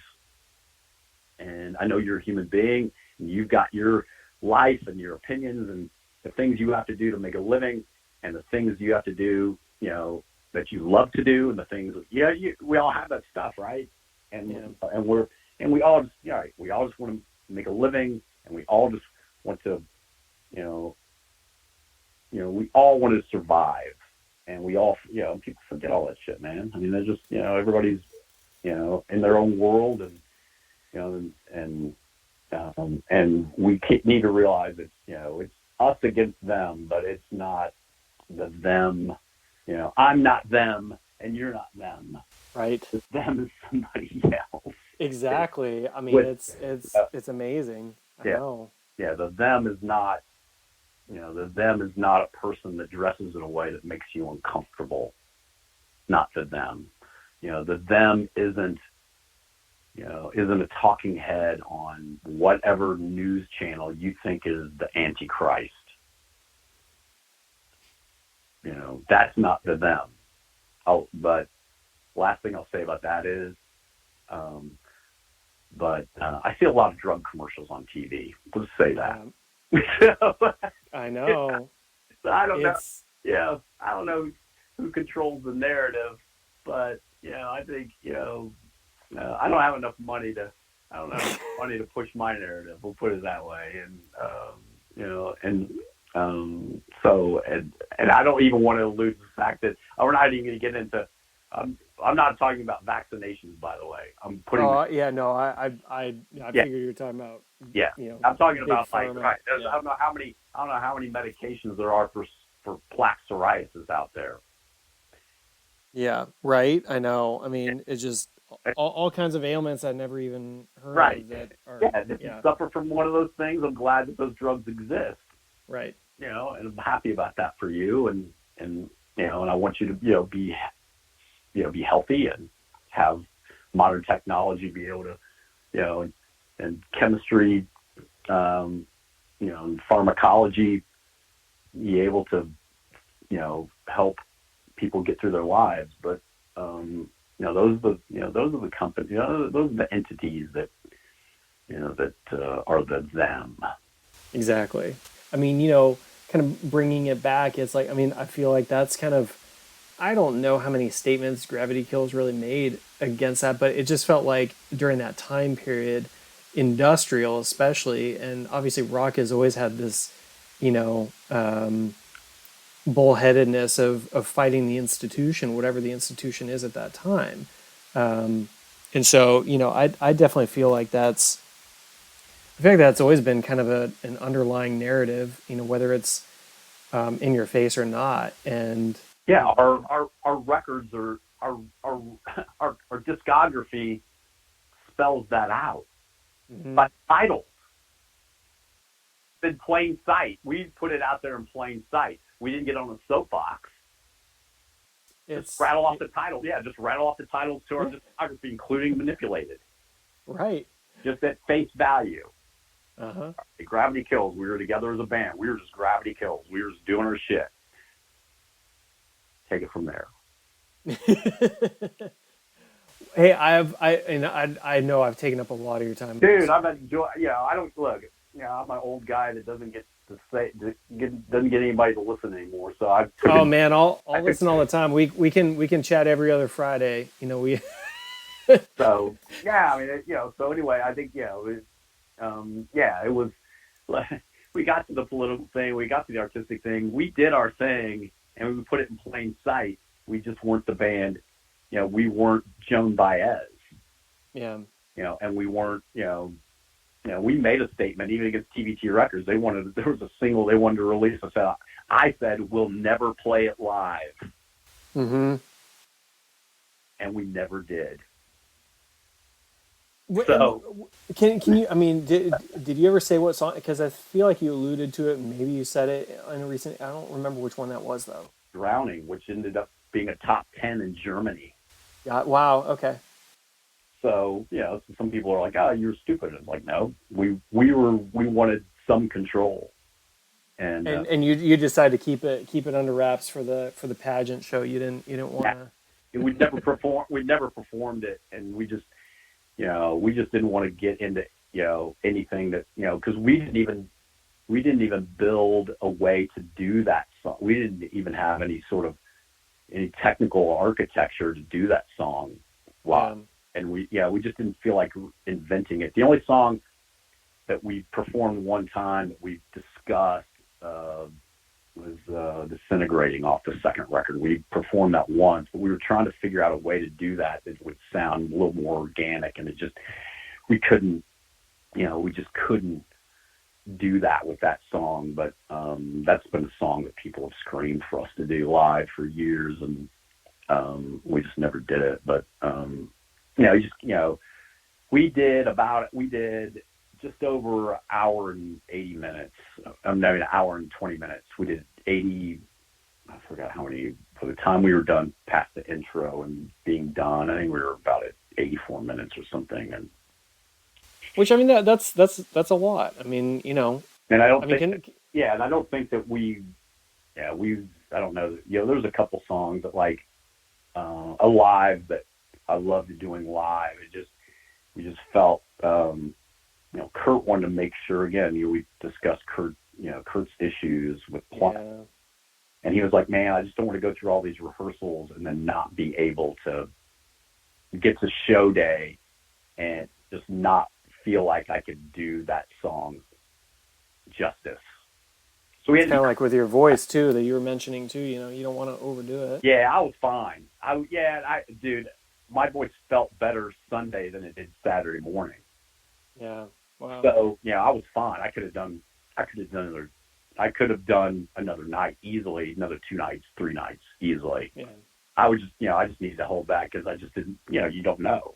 It's not like, this wasn't, 2001 when we're doing 52 shows in 53 days. Yeah. And, you don't know how your body's going to respond when you haven't done it in a long time. So I had to be cautious, and we all had to. And again, it's not about getting old; it's about delivering for people who wanted to see the show. And and some people spend a ton of money, Travis. I mean, people. I don't know how you feel about VIP meet and greets, but we decided to do one because people don't know this, and you don't know this, and nobody knows this. You're kind of getting a scoop here. Live Nation did not take a risk on our show. In other words, we did not have a guarantee going into that show. So what the VIP meet and greet, one, the time's very limited. So there were people there that wanted to pay to have access to the band, that wanted to make sure that they were going to get to talk and have things signed and all that stuff. We gave them the opportunity to do that. What that VIP meet and greet allowed us to do was it just about paid for that light rig. Wow. The lighting and video. Yeah. So if we would have had to take that kind of risk, we were the ones taking the risk on the show, in other words. Yeah. It wasn't Live Nation. GravityKills was taking the risk on that show. So people don't so anyway, so we did that, so we got to do the meet and greet and stuff, and and we thought it was super cool. And the only reason I said what I just said to you about how you feel about that is there was one negative comment regarding that. And I didn't engage with them on social media. I'm just like, again, I'm not going to change their mind. They have no idea. I'm not going to go into all this shit about, we had the risk on the show. We had, and not just the gear. We had, we had, how many people there were? They were part of the production team. We had a small team because we're easy to cope with on stage. We don't have to have, we don't have to each have our own tech and all that stuff. But we had, with 6 people part of that show. Got to pay them. Totally. And all those things, and so it's just, so we decided. Well, and the equipment, I mean, you got to pay for the refurbishment of Doug's keyboard. You bought a Jazzmaster, right? Yeah, but I probably would have bought that anyway. We'll put it to the band's expense. So. Yeah, but I wasn't, but we didn't know, like, once we moved into the bigger venue, we're like, we got to put on a show, and we decided that we were going to do a smaller VIP anyway, because again, even at the Del Mar Hall show, we were taking the risk on all that. Yeah, this wasn't people think that. We're getting some guarantee plus a percentage from Live Nation to do the show. No, they got a piece, we got a piece, and there was no, hey, Live Nation was like, hey, we're not, here's a lump sum that we're guaranteeing you to do the show, and then we'll split a percentage after that. No, it was from ticket one. Wow. So, so if we were going to put on that kind of show for people, that we did that, and the VIP thing was great because I got to see people that I probably wouldn't have got to see after the show. I got out and I saw as many people as I could. I still didn't get to see everybody, and and like Walter Flackis from Stab and Westward was there. I didn't even get to see him. That's awesome. But the other guys hung out with him at the bar, the Halo bar in front of the venue later. But it was great, and the whole day was great. It was magic, and we can never replicate that day again, ever. Yeah. And wouldn't want to, and my kids thought it was amazing, and my daughter cried, and being happy, and, of course, got, I just posted a picture of the 4 of us. We were next door at the hotel on our way to the ship. And that's the center of my life now. And that's awesome. I mean, it's so great. And honestly, I think it, good for you all, good for you to be able to be where you are and to look back fondly and to still be able to pull out the stops like you did and have the performance that you did. And I think, it's clear that you guys care. And I think, it's really neat to see that. I think just from a fan's perspective and someone that's been following you for a long time, that, it's really great to see that. And I think there was a lot of pent up demand. I think there's still a lot of, I mean, even just reading through the Gravity Kills just Facebook comments, or even sometimes just on Twitter. I mean, it's just amazing. You know, everyone's just like, come to Branson, or and probably not Branson, but they're like, come to Orlando or wherever. And it's just like, I don't know where people have been, or if they, think that you guys are back and touring again and ramping up. I mean, but it's always comical to see it, because I'm just like, there's so much demand. There's still demand, and it's just that has to feel good. Yeah, it does. Sure it does. And again, we couldn't have done it without those people. We couldn't have put on that show without people wanting to come see it. And every part of that was awesome to us. To be able to do that, to be able to have that kind of production heavy show was very special for us, and have the video content and, all the stuff that went into that, and have a team to work on the show. We put all this stuff together, and we'd sold, at that point, we sold 700 tickets when we moved into the bigger room. And that's what we knew that we had to work with. Right. Yeah.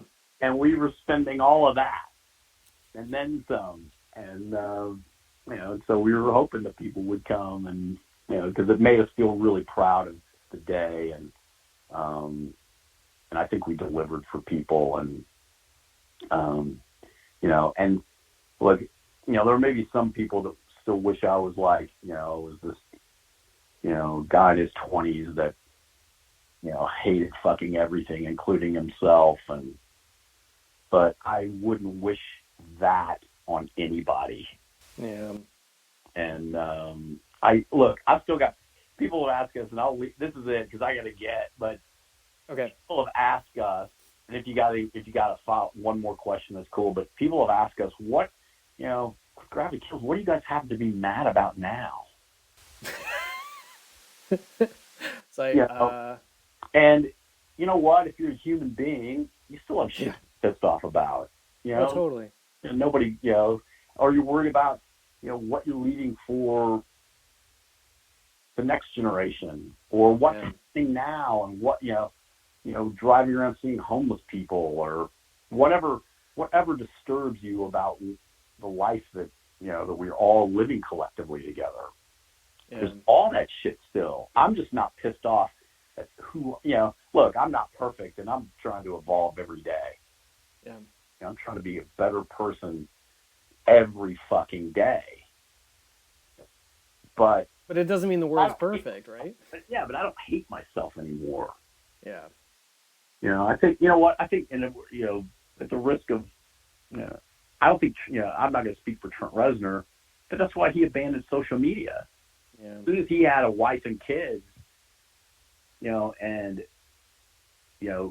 didn't fit in that box anymore for people, he got some pushback. I know. So he said, fuck you, I'm gone. It's really interesting, because I was going to mention, when you said that, I used to have a coworker that, I mean, he would bring up, and he would say to me, he's like, I hate going to Nine Inch Nails now. He's like, bring back Angry Trent. And I'm just like, do you hear yourself? Because you're basically advocating the destruction of a person in order for your enjoyment. Right. You want him to be a heroin addict and all that shit. In fact, my favorite Nine Inch Nails records, I love The Fragile. Okay, so let's put that out there. Right? I mean, that's on a lot of people's Mount Rushmores. Okay. Yep. But after he came back in 2005, that's where, like,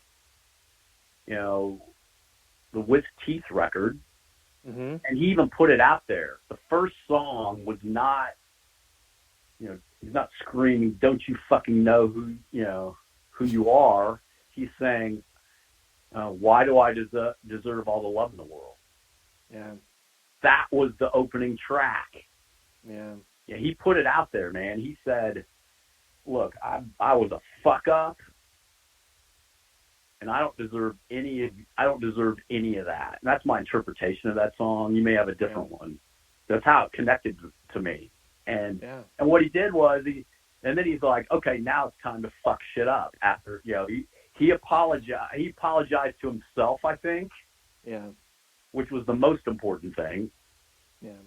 And again, he may not have. That's my perception when I heard that. And he was apologizing to everybody else. And then it's like, okay, now let's get on with it. And he made, to me, Trent Reznor made some of his best stuff post 2005. Oh yeah. Yeah. No, I 100% agree. I mean, I think it's been really interesting to hear that evolution and knowing what he went through, or at least I should say knowing as an outsider, seeing the things that he's talked about, what he's gone through. And Right. it's really interesting. Yeah. And I think, yeah, so for people to, yeah, it's, and I get there, if you're so miserable, that's the person you connect with, Yeah. then in a way, yeah, it's like, yeah, you were kind of getting onto that guy, which, but I feel bad for your either former coworker or whatever, because if that's where he was still at in his life, it's, and look, a lot of people connected to that shit. Trent Reznor was playing arenas. He played, the dude's, played in front of thousands and thousands, did more success than I can ever imagine having.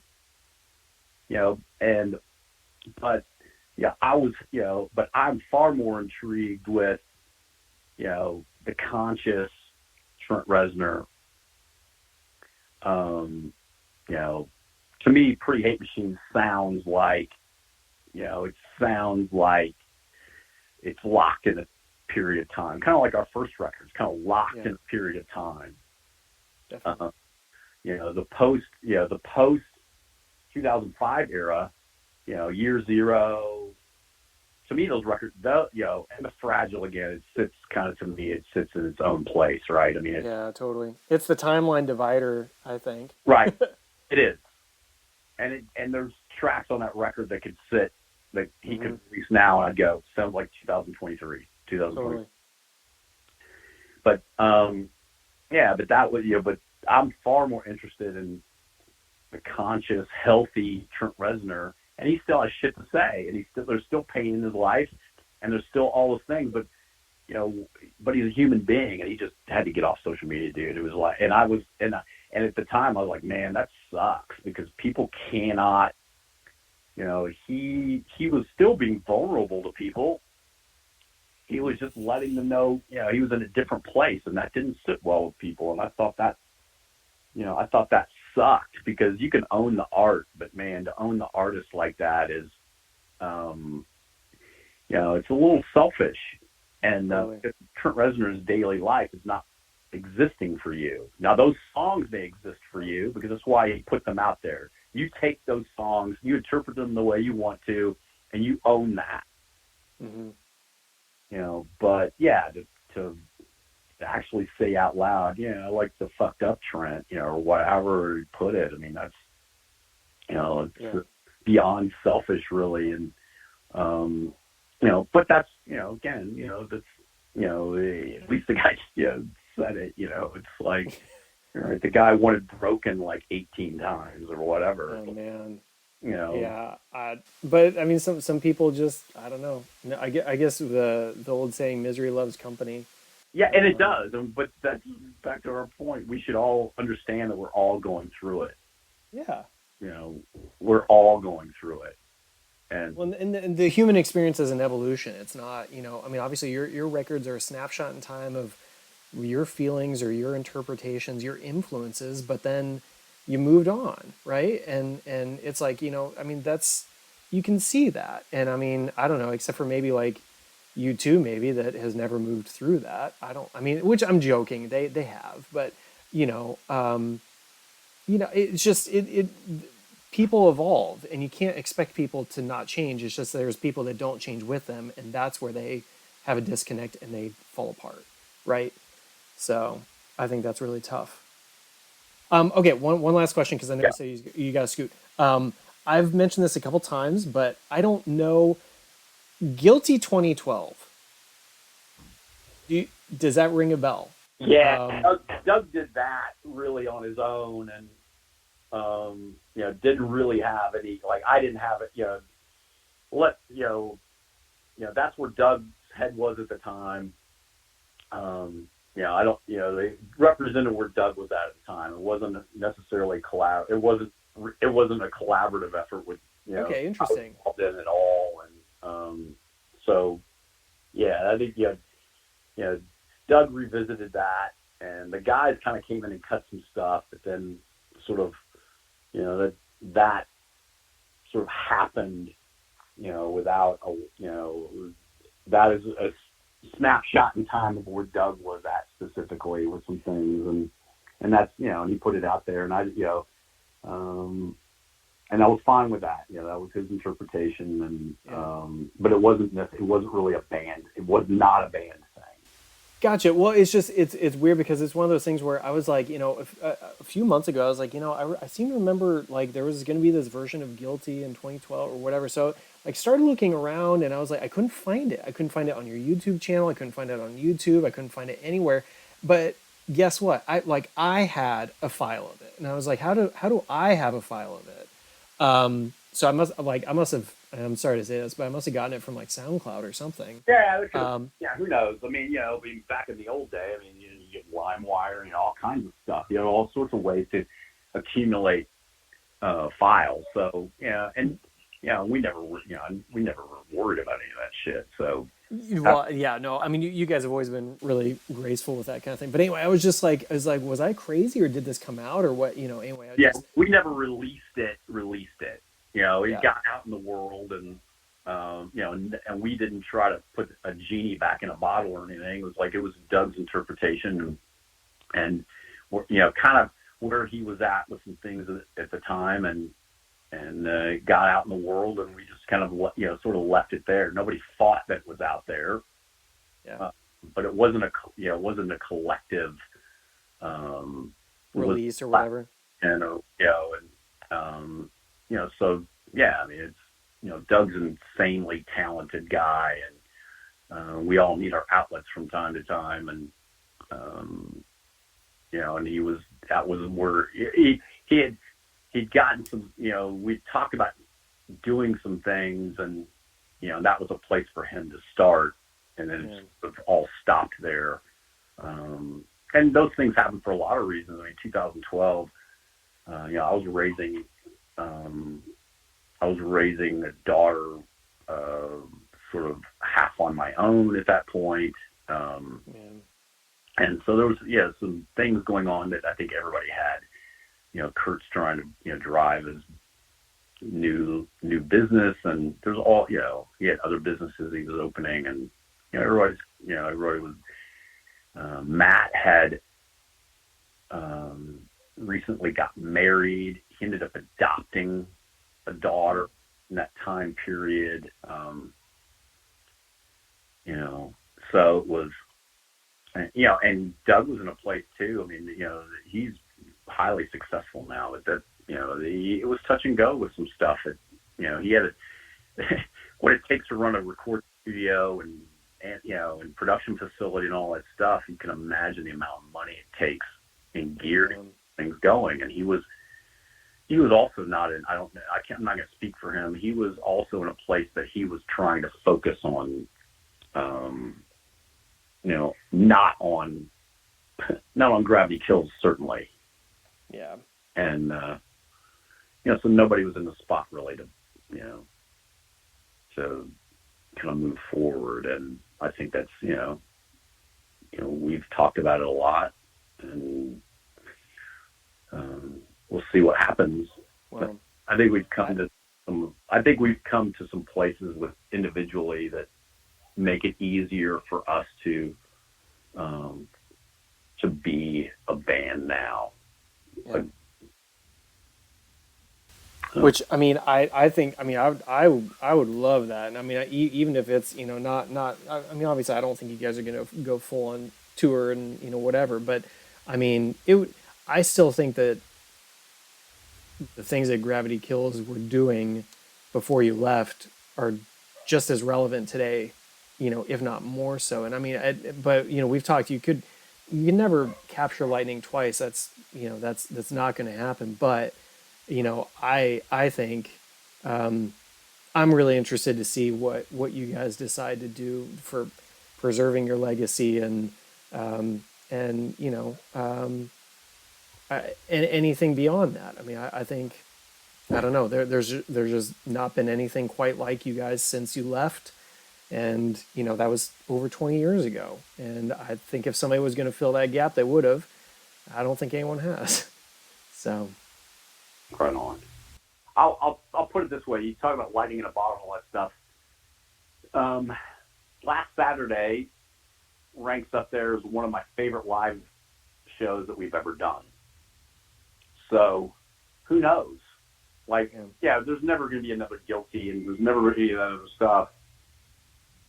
Oh, there's never any of that stuff. We can't. I can't. But can we create something that I get the same amount of artistic gratification out of, that connects with at least the people that are paying attention just as strongly? Yeah, that's a possibility. Yeah. So that's what you have to look forward to doing. As opposed to, guilty, and enough, and that stuff. But man, we're just, if we can connect people as strongly, because that's why I feel the show on Saturday did. I think I feel like it connected so strongly with the audience, and we connected. The four guys connected, and the team that we had put together had connected, and it was a very, very, very special night. And and the reason I got emotional at times, because I never ever felt I never thought I'd feel that way again. Yeah. Because I have different feelings. Like, if I'm with my wife, and we're we're laughing about something, and she makes me laugh all the time. Or my kids, or I'm at a baseball game, and watching my my son play baseball. I'm super proud. Or my daughter getting academic awards and being super proud of her. And I've got just as great a things going on now, but man, that taps into some stuff that old stuff is, when you re-tap into that stuff, you remember how special it was. And I think that's the point. I'm not trying to relive anything, but man, it was really special, Travis. And it was neat to connect, sort of plug that in again. And it felt a lot different too. Again, back to the Venn diagram. Mm-hmm. Those old feelings were there, but then, like, sharing a day with my family and friends, it was there. And then older fans and people that had never seen the band before, and it was all, so you had you had all that meeting in the middle of the Venn diagram. And so it was, so it was like, it didn't feel like 1996, but part of that feeling was there. Yeah. And that's why it felt so special, because it was different, and it was awesome. And all the guys are just, man, I mean, everybody's like, holy shit. We did struggle with some technical stuff on stage, Travis, and that we had to fight through. And, Doug was feeling not great after the show. I'm going to tell tales out of school here, but his opinion of the show right after it happened versus seeing video and talking to people are two separate things. And because he fought shit all night technically. Oh, that sucks. Big necessarily, it was some things going on with in his ears, and and so he felt like he'd let everybody know, like, dude, you kicked ass. You would never even know it.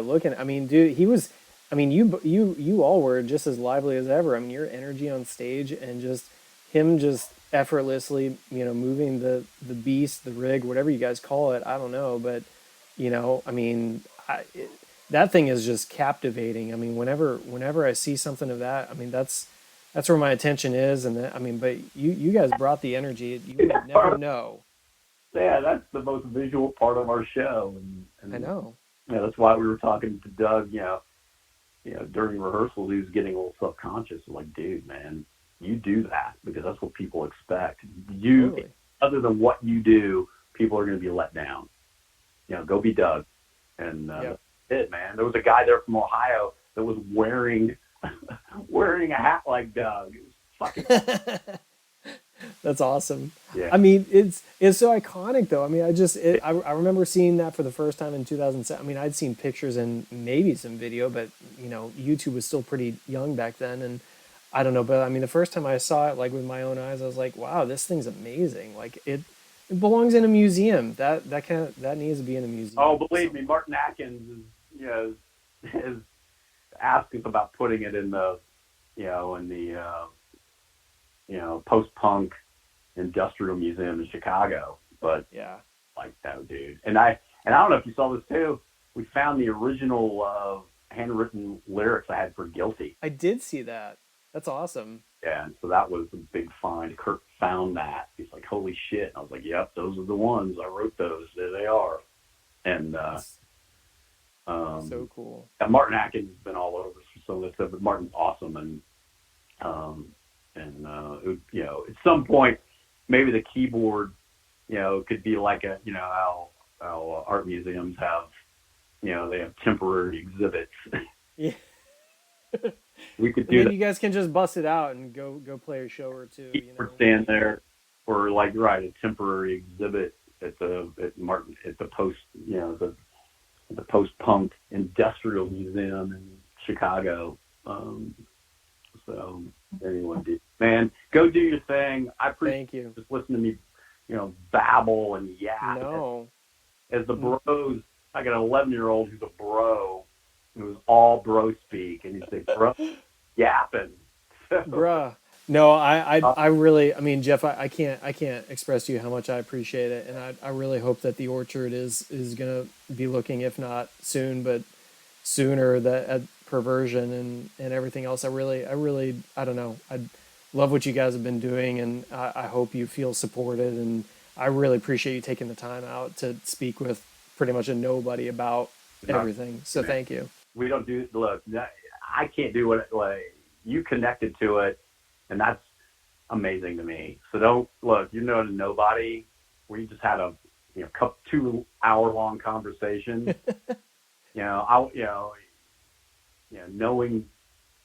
Knowing that you would listen and you give a shit, and you want other people to hear it and give a shit.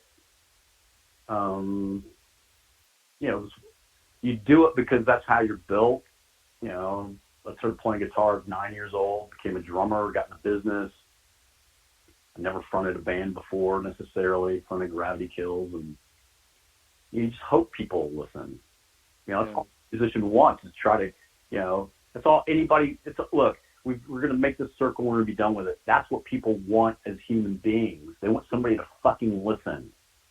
And so as a musician, I was more than blessed, and still am. Man, I'm overwhelmed by the amount of people that came to the show and the amount of people that couldn't be there that were reached out. And it's amazing, and it's humbling, and all the cliche shit that you say, but that's how you feel, because you can't imagine that you affected people's lives in any way, shape, or form. Yeah. And you did, but those people affected you too, and sometimes in really great ways, and sometimes not so great ways. But that's what we all do to each other at times. And man, I appreciate you taking the time and giving a shit. And I'll tell the guys, and whatever you post. I used to have a Reddit account, and I don't anymore. And but we'll put shit out there, and Reddit can be one step beyond X. And oh my gosh, it's weird, man. It can be so weird. I'm just thankful that GravityKills has it's like not even 70 people in it, and so it's small. 70 it's people. just have something in common. They could talk about something that turns them on, and it's Yeah. right. It doesn't include, you know, you know, people naked with goats or something. Which, right? Yeah, I know it's a whole other animal. So I'm very thankful to not be part of the weird Reddit Yeah, stuff. So can't speak for everybody that's on that Reddit. yeah. No, I And and just have you in my phone here, and yeah, and I appreciate it. And have a great weekend. Have a great Thanksgiving. And I don't know what you celebrate through the religious part of the holiday, but whatever you're into, you go do it and share it with your family and friends. And I hope that that's a great period, great season for you too, man. Well, thank you. Likewise, Jeff. I wish the best to you and your family, and I don't know. I really appreciate your time. Thank you so much. And all right, I'll talk to you later. All right, thanks, Jeff. Take care. Bye. Bye.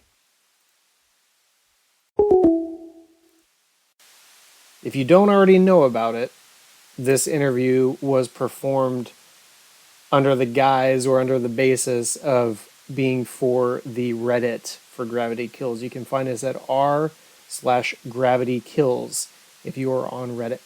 Hopefully, we see you there. It's a small community, as we said earlier, but we are steadily growing, and maybe we will have more popularity through time as Gravity Kills preserves their legacy.